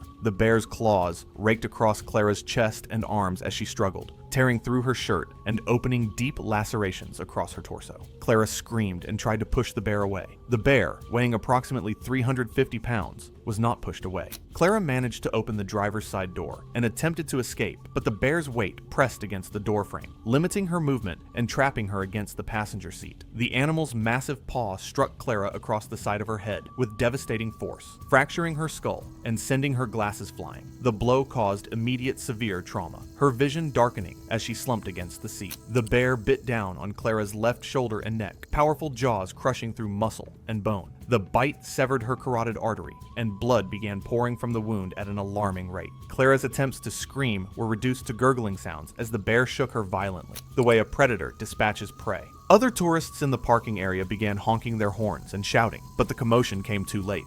The bear had dragged Clara partially out of the vehicle through the driver's side door, her body limp and unresponsive. By the time park rangers arrived with bear spray and firearms, Clara had lost consciousness from massive blood loss and traumatic injuries. Emergency medical personnel arrived within 8 minutes of the initial 911 call, but Clara was pronounced dead at the scene. The cause of death was determined to be exsanguination from the severed carotid artery, combined with catastrophic head trauma and crush injuries to her chest and neck. Park authorities euthanized the bear after determining that her escalating food conditioning posed an unacceptable risk to visitor safety. Clara, who had created that food conditioning through deliberate and illegal feeding, had paid the ultimate price. The incident prompted Yellowstone to implement stricter enforcement of wildlife interaction regulation and increase the penalties for feeding animals. It was June 23, 2017, when Arland Mapa walked away from his parked sedan toward a grizzly bear feeding on a carcass near Lamar Valley, his phone raised and recording, about to learn that a lifetime spent outdoors meant nothing in the presence of North America's most formidable land predator. Arland Mapa was a 34-year-old forklift technician from Pocatello, Idaho, working for a regional warehouse distributor. His job required precision and patience, skills he prided himself on. Outside of work, he had recently begun documenting family road trips on a small Instagram account, posting clips that rarely exceeded 1,000 views. The content was wholesome and unremarkable: scenic overlooks, roadside diners, and what Arland called calm animal moments. His wife managed the account's captions while he handled the filming, using only his smartphone and natural curiosity. Arland had grown up on the periphery of ranch country, spending summers at his uncle's property near Twin Falls. He had tracked deer, helped with trapping, and learned to move quietly through wild terrain. He was comfortable in the outdoors in a way that most people from cities were not. That background gave him a dangerous sense of confidence when it came to large wildlife. In multiple videos leading up to their Yellowstone trip, he had casually referred to bears as just big shy animals that wanted to be left alone. His wife said that to Arland, wildlife encounters were manageable if you stayed calm and didn't make sudden movements. She said he believed he could read their moods. What Arland likely did not fully grasp was that grizzly bears are apex predators operating on instincts honed over millions of years. They are deceptively fast, capable of reaching speeds above 35 miles per hour over short distances, faster than any human. A grizzly feeding on a carcass is operating in its most defensive state, governed by a possessive aggression that exists entirely outside the register of calm or reason. That afternoon, the family spotted a large adult bear about 80 feet from the road, its broad back hunched over what appeared to be an elk carcass in a shallow depression. Arland pulled over, telling his wife it would make good content. She stayed by the car with their 2-year-old while he stepped past other tourists, most behind the guardrail, and approached with his phone recording, as one man called out for him to stop. He moved closer, crouching at around 50 feet as the bear paused and lifted its massive head, nostrils working the air. Likely taking the animal's stillness as indifference, Arland waved off his wife's call and took 2 more steps, closing to under 25 feet, well inside any margin of safety. The bear swung its head low and held it there, shoulders rising, weight shifting forward onto its front legs. It was a posture Arland appeared to miss or misread entirely. Arland stretched out his open palm and told it to come close, calling it a gentle giant, while someone behind the guardrail shouted for him to back away. The charge happened with shocking speed. One moment the grizzly was crouched motionless over the carcass. The next, it was closing the distance in 3 explosive bounds. It did not vocalize. There was no roar, no warning, just the sudden percussion of heavy paws on hard ground. The bear's first contact drove Arland backward with a blow from its right forepaw that struck his upper chest and shoulder with enough force to spin him sideways off his feet. He landed hard on his side. Before he could react, the grizzly was on him. It seized his left shoulder in its jaws, the bite compressing through muscle and collarbone simultaneously. The fabric of Arland's shirt darkened instantly. He was shaken once, violently, and thrown onto his back. The bear repositioned with a speed that seemed impossible for its size, driving its claws into his upper torso in 2 raking strokes that opened the flesh from ribcage downward across his flank. Arland tried to curl inward, his arms pulling instinctively across his midsection. His legs moved weakly, uncoordinated. The bear pressed him flat with one forelimb across his torso and bit down into the back of his upper neck and shoulder junction with a force that witnesses later described as immediate and absolute. The attack lasted less than 20 seconds in total. The bear released him, stood over the body for a moment, then turned and moved back toward the carcass, as if nothing had occurred. Arland's wife called 911 immediately, her voice breaking as she tried to describe their location to the dispatcher. Other tourists rushed forward with towels and a first aid kit, though the severity of the injuries made any meaningful intervention impossible. He died en route to a medical facility, succumbing to massive blood loss from deep lacerations to the upper torso and a catastrophic bite injury to the cervical spine. The incident prompted renewed warnings from park officials about maintaining safe distances from bears, particularly any animal feeding on or near a carcass, which rangers noted represents one of the most reliably dangerous situations a visitor can encounter in the park. It was November 21st, 2018. The afternoon sun hung low over the Florida Everglades, casting golden light across the slow-moving waterways that snaked through South Florida's wilderness. Laya Foresight stood knee-deep in the shallows, her smartphone held high above her head, completely focused on the massive reptile floating just yards away. Laya Foresight was a 25-year-old fictional social media influencer from Miami, Florida. Her Instagram account featured carefully curated photos of sunsets, trendy cafes, and increasingly adventurous wildlife encounters. Laya approached nature as a backdrop for content rather than something requiring respect or caution. Friends described her as outgoing and fearless, always chasing the perfect shot. Her previous posts showed her posing near black bears, manatees on kayaking trips, and various other wildlife, each caption emphasizing her connection to Florida's natural beauty. This particular trip to the Everglades was meant to elevate her portfolio. She had driven an hour from Miami specifically to capture unique wildlife content, bringing multiple camera batteries, a portable tripod, and a small cooler containing raw chicken purchased from a roadside grocery store. Her friends mentioned that she wanted to get close-up footage of alligators for content. They said she had researched locations on Google Maps where other tourists had posted alligator photos, confident she could replicate and improve upon their work. American alligators can grow over 14 feet long and weigh more than 1,000 pounds. Their bite force is one of the strongest recorded for any living animal, measured in the thousands of pounds per square inch in scientific tests. Most critically, they hunt by ambush, using their powerful tails to propel themselves toward prey with devastating precision. Once their jaws clamp shut, peg-like teeth designed to grip and hold make escape virtually impossible. Laya arrived at the waterway around 2 p.m., parking on a paved pull-off near Tamiami Trail airboat docks. Devin, a Seminole guide working nearby, shouted warnings in English and gestured toward an alligator across the bank, but Laya waved back cheerfully. Wading in, the water rising from her ankles to knees, she focused on her phone, pulling raw chicken from a waterproof pouch and tossing it toward the still, watchful alligator. Devin shouted again, more frantically, but Laya smiled and gave a thumbs up, stepping forward as sawgrass snagged at her legs. Ignoring the growing danger, the alligator struck without warning. One moment, Laya was standing in the shallows, phone extended. The next, the water exploded in violent motion. The reptile's massive jaws clamped onto her right forearm with crushing force, teeth punching through muscle and bone. Her phone tumbled from her grip, disappearing beneath the surface as she was yanked forward with shocking violence. Lila's screams cut through the afternoon air, raw and primal. Devin threw sticks and his hat to distract the alligator while shouting for help, then sprinted to the nearest dock to summon assistance in a motorized skiff. The reptile began its death roll, a spinning maneuver that disorients prey and tears flesh from bone. Lila's body twisted violently, her free arm flailing as she tried desperately to grab anything for purchase. Water churned red around her, mud and vegetation obscuring the struggle. The attack was methodical and brutal. The alligator maintained its grip, rolling again and again, each rotation dragging Laya deeper. Her legs kicked frantically above the surface for several seconds before disappearing entirely. The water roiled with violent thrashing, sawgrass bending and breaking. Devin waded in up to his thighs, continuing to throw debris to distract the animal,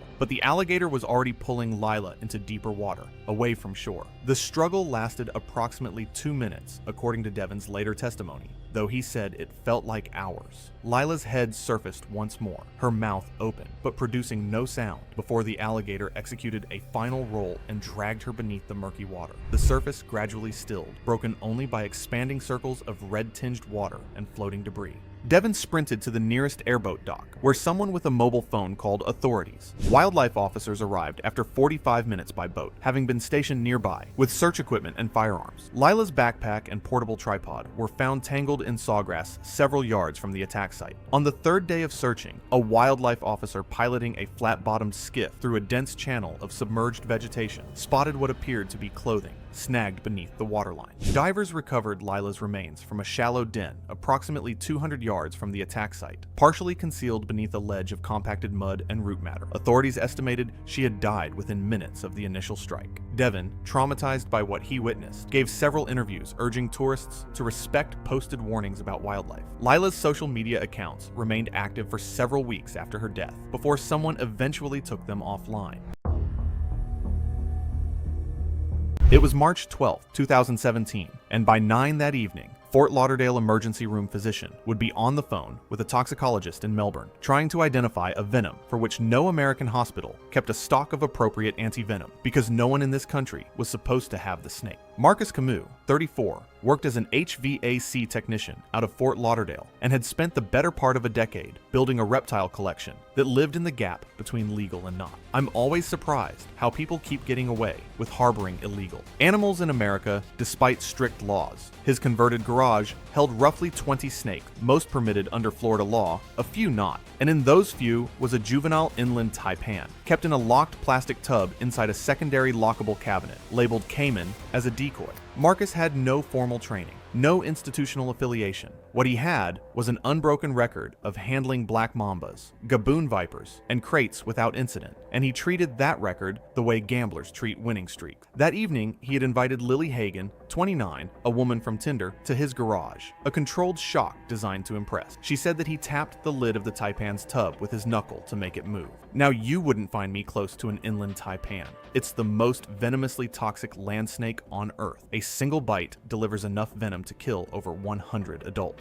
Its complex blend of neurotoxins, myotoxins, and procoagulants attacks the nervous system, muscle tissue, and blood's ability to clot simultaneously. The snake can strike and retract in under 0.15 seconds, far beyond the threshold of human reaction time. It normally avoids confrontation and would only bite defensively if threatened. When the lid shifted under his knuckle, the taipan struck through the gap before it had fully opened. The fangs connected with the inside of his right forearm, just below the wrist. The bite lasted under a second. Marcus pressed a shop rag against the 2 puncture marks, told Lily it was nothing. Now you wouldn't find me close to an inland taipan. It's the most venomously toxic land snake on Earth. A single bite delivers enough venom to be lethal, though fatalities are rare with prompt treatment. Now, here's what baffles me. Marcus said they were still going to dinner. Based on how proud he is of the specimen, he's likely aware that it's the most venomous snake in the world. I keep thinking to myself, why did he not seek help? Why brush it off, knowing you're risking dying? Lily watched the skin around the wound begin to redden slightly, and his color shift. Not dramatic, but enough. They drove to a chain restaurant on Federal Highway, Marcus at the wheel. By the time they sat at the table, 15 minutes after the bite, he was sweating through his shirt, and Lily said that his speech had a slight drag. He walked inside under his own power. Within 90 minutes, he began to feel generalized weakness in his arms and legs, a slight droop of the eyelids, and difficulty speaking clearly. A busboy later told investigators that Marcus appeared pale and was holding his arms stiffly, looking unwell. Over the next 10 minutes, his muscles began to tremble and his jaw stiffened. His body slowly lost coordination rather than locking violently. He sank down into the booth as his breathing became shallow and labored, with long pauses between breaths. His eyes were open, but unfocused, the whites showing at the lower rim. Lily was on her feet screaming. A server knelt beside the booth and gripped his shoulder to keep him from sliding to the floor. His arms gradually stopped moving, and his chest rose weakly with each breath. Restaurant staff called 911 immediately. Paramedics arrived in 11 minutes. Marcus had very weak vital signs, barely breathing and with a faint pulse. They worked him in the parking lot for 32 minutes before transport. He was pronounced dead at the hospital approximately 4 hours after the bite. Coroner's report listed the cause of death as acute envenomation, consistent with inland taipan. Wildlife officers found 23 snakes in total in his apartment, 11 of which were protected or prohibited under state and federal law. The taipan was alive and undisturbed in its locked tub inside the cabinet. It was transported to a licensed facility in Georgia. The garage was sealed pending federal review of the import chain. It was October 21st, 2018, and the first heavy frost of the season had turned Pelican Valley into a glittering expanse of silver grass and ice-rimmed streams. Within hours, it would be shattered by screams that would echo across the frozen landscape. Rowan Kester was a 37-year-old former construction worker from Pocatello, Idaho, who had turned to poaching after a work injury left him unable to perform heavy labor. His specialty was bear gallbladders, which fetched up to $500 per organ on the black market, where they were prized in traditional medicine.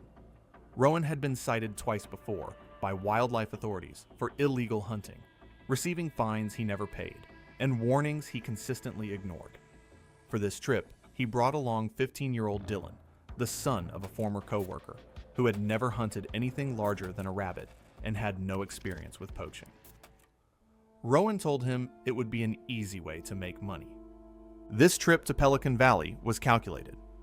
Rowan knew the area was closed specifically to protect late-season grizzlies preparing for hibernation, which meant concentrated bear activity, and, to his thinking, concentrated opportunity.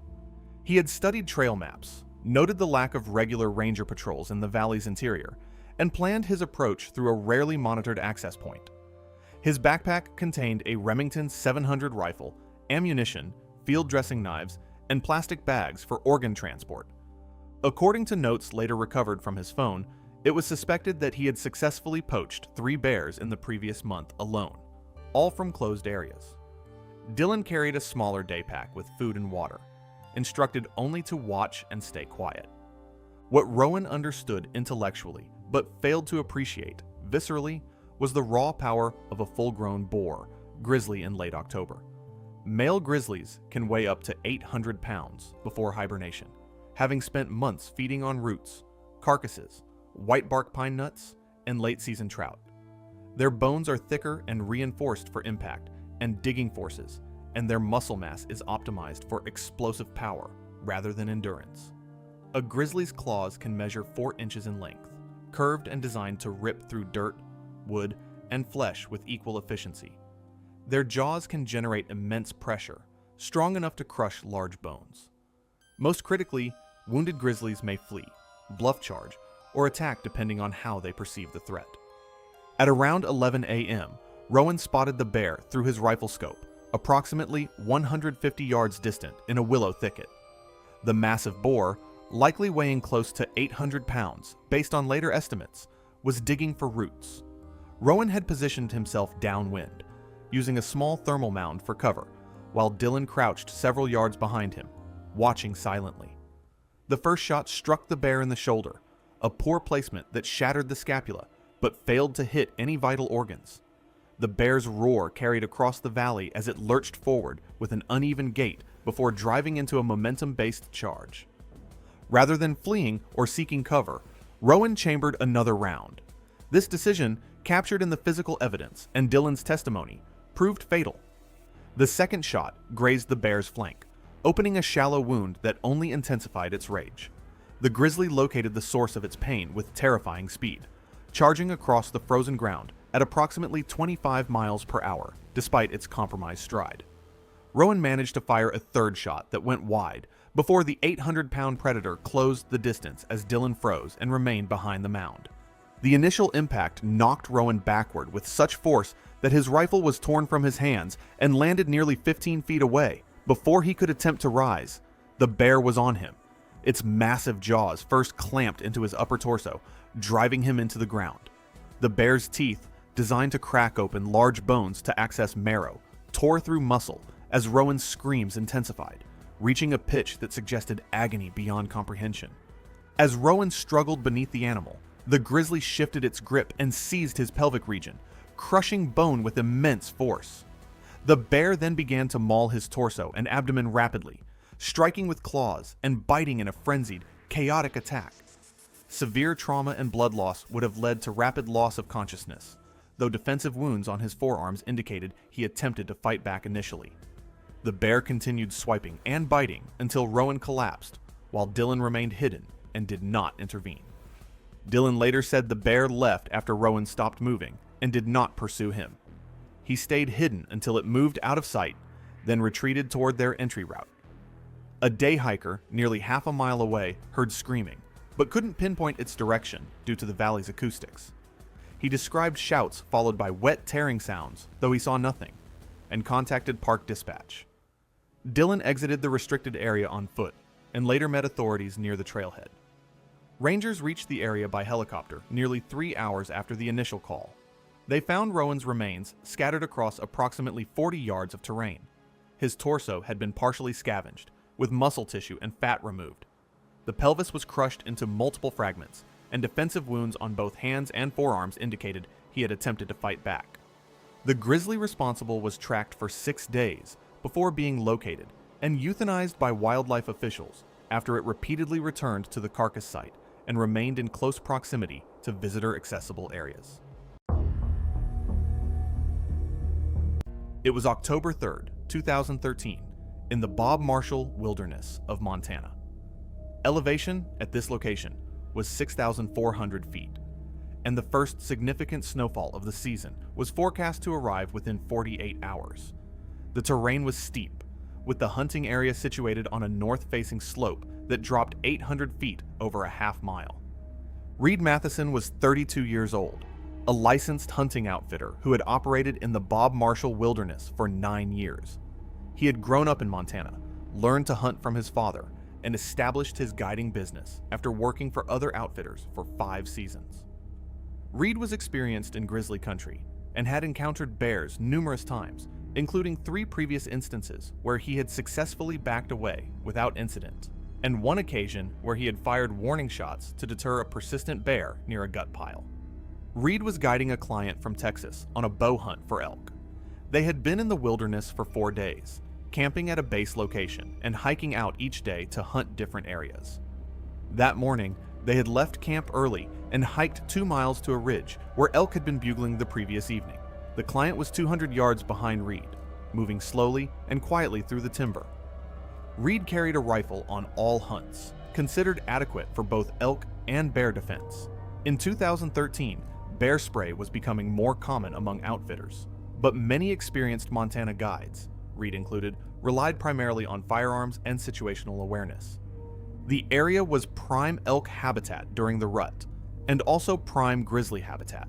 Bears in this region were in hyperphagia, the pre-hibernation feeding frenzy, actively seeking high-calorie food sources. Elk carcasses were particularly attractive. The Northern Continental Divide ecosystem grizzly population is one of the largest in the lower 48 states, with adult males typically weighing between 400 and 700 pounds, some exceeding 800 pounds. Grizzly bears will claim and defend food sources aggressively, particularly large carcasses. Once a bear has established a cache, it will remain nearby and defend the food against all threats. A bear on a carcass is often bedded within 50 feet of the kill and may not be visible until a person is dangerously close. The response to an intruder is immediate and violent, with no warning signs or bluff charges. That morning, Reed was moving slowly through a section of forest where trees grew close together, and deadfall created obstacles every few yards. He paused frequently to listen for elk. Reed stepped over a fallen log and immediately smelled something strong and unpleasant. The odor was organic, like rotting meat mixed with a musky animal smell. He stopped and scanned ahead. The elk carcass was 40 feet directly in front of him, partially hidden behind a cluster of small fir trees. It was a cow elk, dead for at least 2 days, based on the smell and condition. She was lying on her side, with the ribcage exposed, opened and fed upon, the internal organs removed. Reed recognized immediately that a bear had claimed the carcass. He began backing away slowly, keeping his eyes forward. His rifle was in his hands at a low ready position. The grizzly stood up from its bed 25 feet to Reed's right, slightly behind his position. The bear had been lying in a depression behind a fallen log, completely invisible until it rose.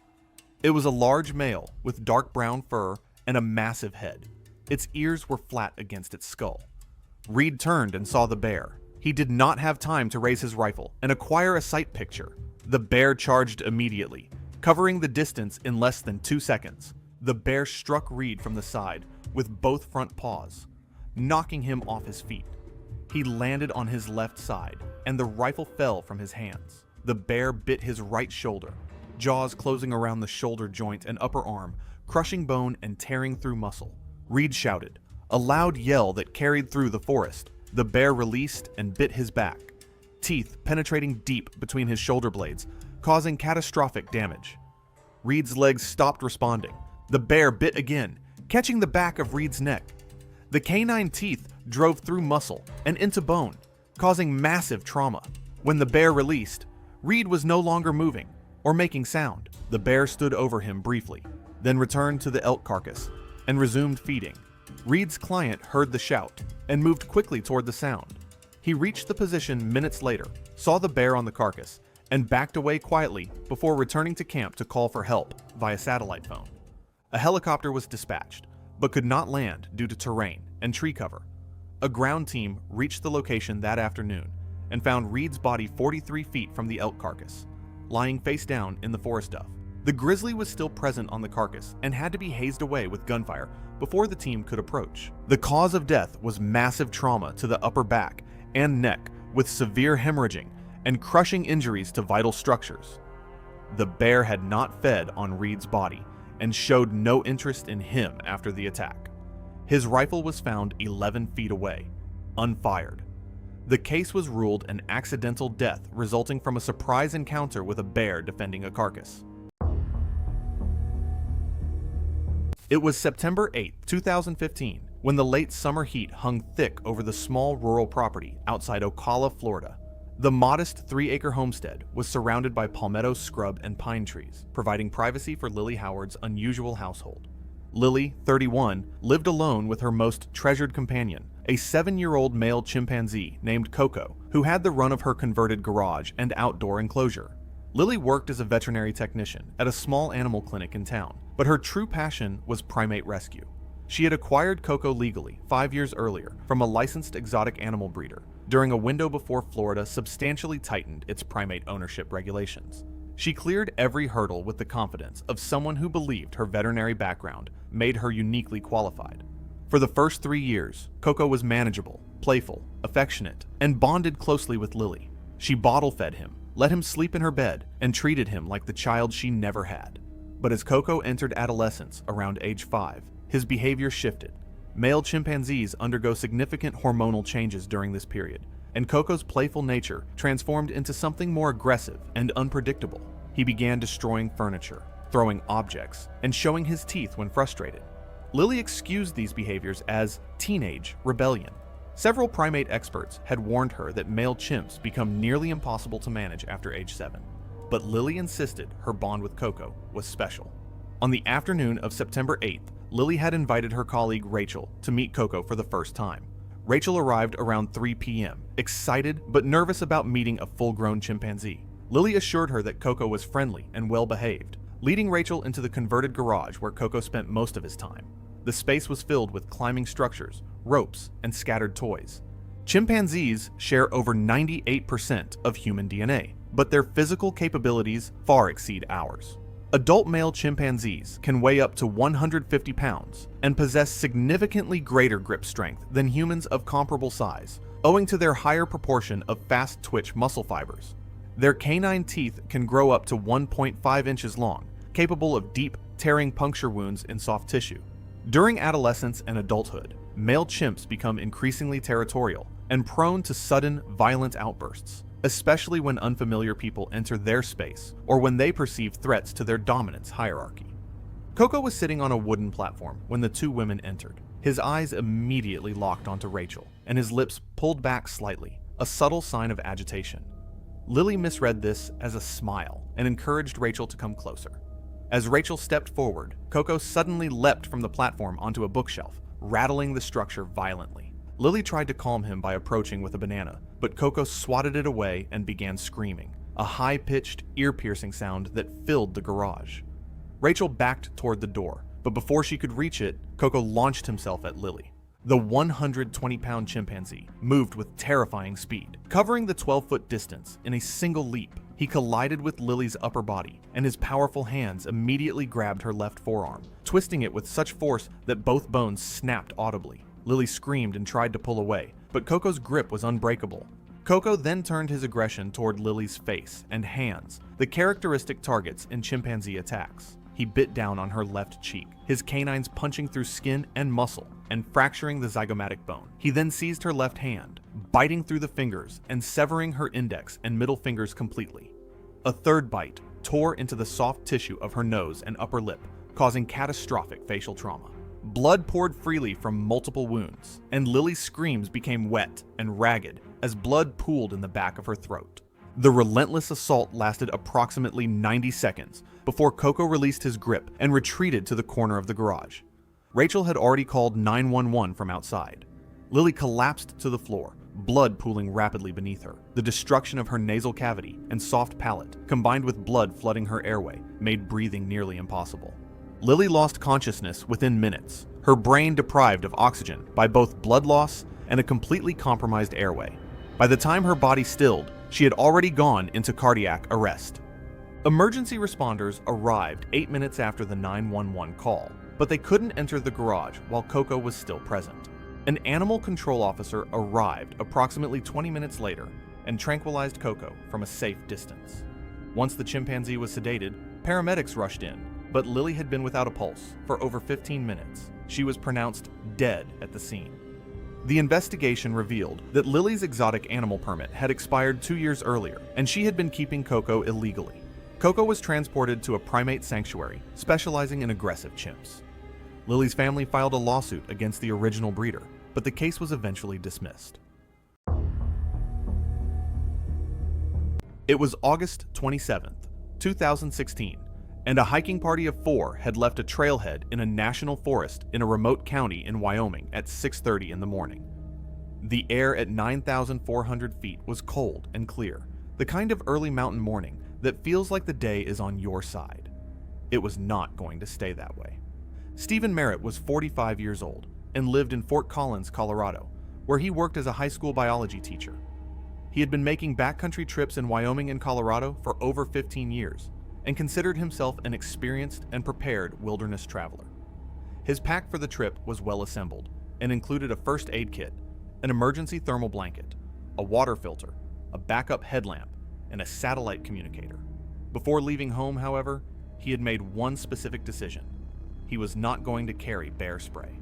He told the 3 friends he was hiking with that it was extra weight, that he had never encountered a bear at close range in 15 years, and that the odds were low enough to skip it. One of his companions, a man named Joel, carried his own canister. The other 2 did not. The mountain range covers over 1,000 square miles of remote alpine terrain across western Wyoming, with no cell service and limited radio range once a hiker is more than a few miles in. The National Forest website, the trailhead kiosk, and the local ranger station all carry the same advisory: carry bear spray and know how to use it. The ranger at the local office had told the group the previous afternoon that grizzly activity had been elevated along the Upper Lake corridor that summer due to increased late-season bear movement through alpine basins. The group's plan was a 3-day loop of approximately 26 miles through the Upper Lake Basin. The first day passed without incident. On the second day, they continued north into the Upper Basin. By mid-afternoon, they had entered a wide alpine meadow with scattered white bark pine groves at the upper edge. The trees were heavy with cone crop. In late August, grizzly bears focused almost entirely on food. It will often not register an approaching hiker, but it will respond to a sudden close-range surprise without hesitation. At approximately 2:15 in the afternoon, Stephen was hiking about 30 feet ahead of the rest of the group when he rounded a large granite boulder at the tree line and found himself within 20 feet of a large male grizzly, estimated at between 450 and 500 pounds. The bear was standing on its hind legs against a white bark pine, focused on cone clusters above. He dropped down the moment he registered Stephen, and they were face to face at 20 feet. There was a single second of stillness. The bear charged. He covered the distance in roughly a second. Stephen had no time to retreat, and the boulder to his right limited movement. Joel, 30 feet behind, cleared the boulder and saw the situation instantly. He drew his canister, aimed, and discharged it in a forward arc. The cloud of capsaicin reached the bear's face at close range and struck him as he lunged. He broke sharply to the left, swiping at the air, eyes and nose already reacting. But in the fraction of a second before the spray fully diverted him, he had already made forceful contact. His right forepaw struck Stephen across his right forearm with enough force to fracture the radius and severely damage the ulna. In the same motion, his jaws clamped onto Stephen's upper right shoulder, crushing through muscle and causing deep puncture wounds before the spray drove him off. The bear crashed into the brush and did not return. The entire contact lasted only a few seconds. The group activated Stephen's satellite communicator within 60 seconds. Stephen was conscious, but in severe pain, and the shoulder wound was deep with visible muscle damage, while the forearm was visibly deformed and bleeding heavily through the torn sleeve of his jacket. The group applied continuous direct pressure, immobilized the arm as best they could, and treated him for shock using supplies from the first aid kit. A search and rescue response was initiated through the local county system. A civilian medical helicopter reached the group's coordinates at 5:40 in the afternoon, approximately 3.5 hours after the attack. Stephen was transported to a regional medical center in Wyoming. He underwent emergency surgery that evening. Surgeons repaired vascular damage in the shoulder, debrided extensive crushed muscle tissue, stabilized the forearm fractures with internal fixation. Surgeons noted extensive crush injury with vascular compromise that had reduced tissue perfusion prior to arrival. He required multiple additional debridement procedures over the following days to remove devitalized tissue. On the second day post-surgery, he developed acute compartment syndrome in his right forearm due to swelling from the crush injury, requiring emergency fasciotomy. Despite aggressive surgical management, high-dose intravenous antibiotics, and intensive care support, he developed septic shock with multi-organ failure, secondary to the extensive crush injury, and contaminated bite wounds to his shoulder.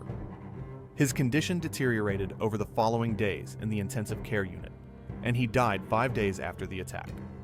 The authorities issued a formal incident report documenting the circumstances of the encounter, including that bear spray had been available near the trailhead, that the group had been advised to carry it, and that the single canister deployed had been sufficient to stop the attack before it escalated further. The grizzly was not located, despite an aerial search, and was not considered a candidate for removal because the behavior was consistent with a defensive surprise encounter.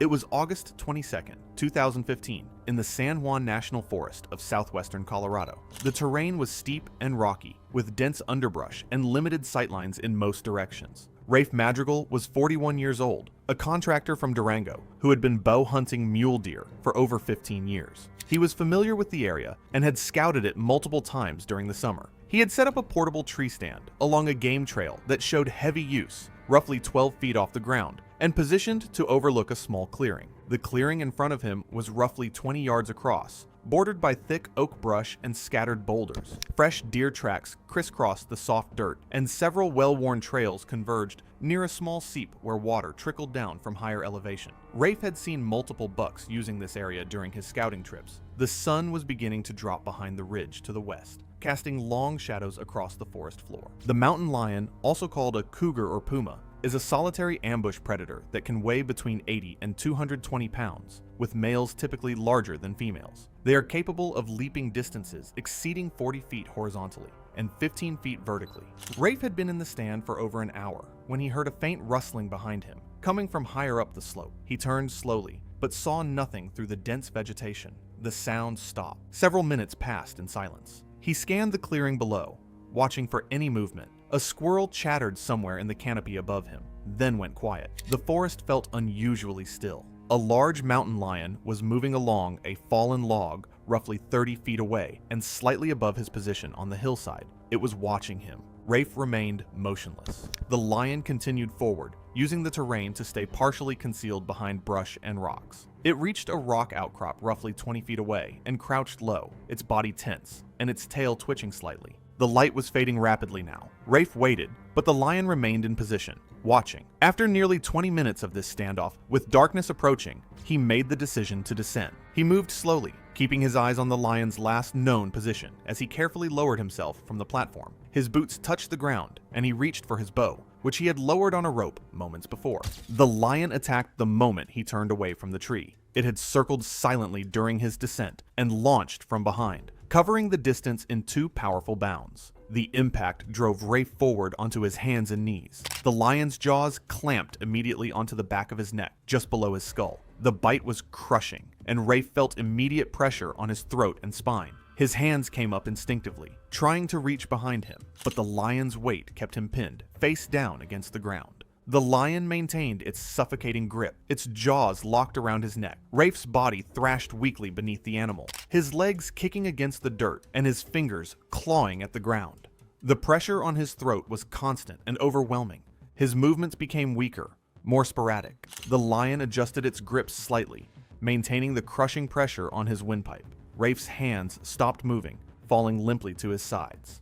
His body gave one final convulsion, then went still. He lost consciousness after approximately 90 seconds and died from asphyxiation, roughly 30 seconds later. The lion maintained its grip for another full minute after his body stopped moving, ensuring the kill was complete. Once satisfied its prey was dead, the lion released its hold and began dragging Rafe's body up the slope. It pulled him roughly 80 feet into dense oak brush, where it cached the body under branches and debris. The lion remained nearby, resting and periodically returning to feed over the next several hours. Rafe's wife reported him missing when he failed to return home that night. His truck was found at the trailhead the following morning, and his body was located later that afternoon by a search team. The scene showed clear signs of a mountain lion attack. His neck had been severely damaged, with deep puncture wounds consistent with a large cat's suffocating bite and crushed cervical structures. Significant tissue loss from his upper back and shoulders indicated feeding had occurred after death. Drag marks led from the base of the tree stand into dense cover, where his body had been cached under branches and debris. It was June 3rd, 2015, and Lamar Valley was fully alive after a long winter. The meadows running deep green from snowmelt, elk moving in loose groups across the valley floor. The mornings cool and clear in the way that early summer mornings in Yellowstone are before the heat builds. Visitors who timed their trips for early June did so specifically for moments like this. The light generous, the wildlife visible and close. Angela Morris, 42, was a marketing manager from Chicago who had lost both of her parents within the same year. Her mother in February, her father 7 months later in September. In the months that followed, she maintained a demanding work schedule filled with long hours, constant emails, and frequent client communication. Friends had been encouraging her for months to take time away somewhere quiet. She had booked the Yellowstone trip in March and driven the 11 hours from Chicago to Gardner alone, checking into a small lodge outside the park's north entrance the previous evening. That morning, she had sat in her parked car at the Lamar Valley turnout for several minutes before getting out, engine off, windows down, sitting quietly in the parked vehicle. She was still holding her phone when she spotted movement in the grass and stepped out of the car. Grizzly sows with cubs are among the most dangerous wildlife encounters in Yellowstone. A mother grizzly may charge immediately when she perceives a threat near her cubs, often without the extended warning displays seen in other bear encounters. Cubs frequently range ahead of or away from their mothers, while the sow feeds nearby, and the absence of a visible adult bear near a cub does not mean the sow is far away. Park guidelines set 100 yards as the minimum safe distance from bears for exactly this reason. In early June, when cubs are young and sows are alert and highly protective after months of denning, that distance carries more weight than at any other time of year. A small grizzly cub was moving through the grass 30 yards from the road, standing occasionally on its hind legs, sniffing the air, apparently alone. Angela watched from the turnout for several minutes before stepping off the road and into the meadow. The cub moved through the grass in an unsteady pattern, pausing frequently to investigate the ground with its nose. She took photographs from 30 yards, then moved closer, holding her phone out in front of her. The cub noticed her and stopped, watching briefly. Angela continued moving closer. She was within 15 yards when she held out her hand toward the animal. She did not notice that the cub had stopped looking at her. Its gaze had shifted to something behind her and above, past the low rise at the far edge of the meadow, where the ground crested and fell away. The cub made a soft vocalization, brief and high, and the meadow went quiet in the way that meadows go quiet when something has changed. A woman at the turnout behind Angela saw the ridgeline first and shouted. Angela began to turn. The sow crested the hill at a full run, already committed. She had seen a human standing yards from her cub, Facing it directly, she covered the distance in under 3 seconds. Angela had barely completed her turn before the bear reached her. The strike knocked her off her feet, and the sow bit into her shoulder and upper back, drove her into the ground, and continued the attack for several seconds. Car horns erupted from the road, visitors shouting, someone yelling toward Angela to stay down. The sow pulled back, moved to her cub, and pushed it ahead of her toward the tree line. The entire encounter had lasted under 30 seconds. Angela was conscious when other visitors reached her and reported that she had lost sensation in her legs. Rangers arrived within 20 minutes and called for air evacuation immediately. A life flight helicopter from southern Montana landed in a field adjacent to the Valley Road, and paramedics worked to stabilize Angela before loading her. She was airlifted to a regional medical center in Idaho Falls, where she underwent emergency spinal surgery. The bite to the upper back had caused severe cervical and thoracic spinal cord damage that the surgical team was unable to reverse. She died on the operating table 4 hours after the attack. The medical examiner listed the cause of death as traumatic spinal injury sustained in a grizzly bear attack. Investigators noted Angela had left her vehicle, entered the meadow on foot, and closed to direct contact distance with a grizzly cub without bear spray and without awareness of the sow's proximity. The bear was not removed. Her friends arranged a memorial service in Chicago the following month. She had come to Yellowstone looking for something quiet and beautiful, a place to breathe again after a year that had taken everything from her.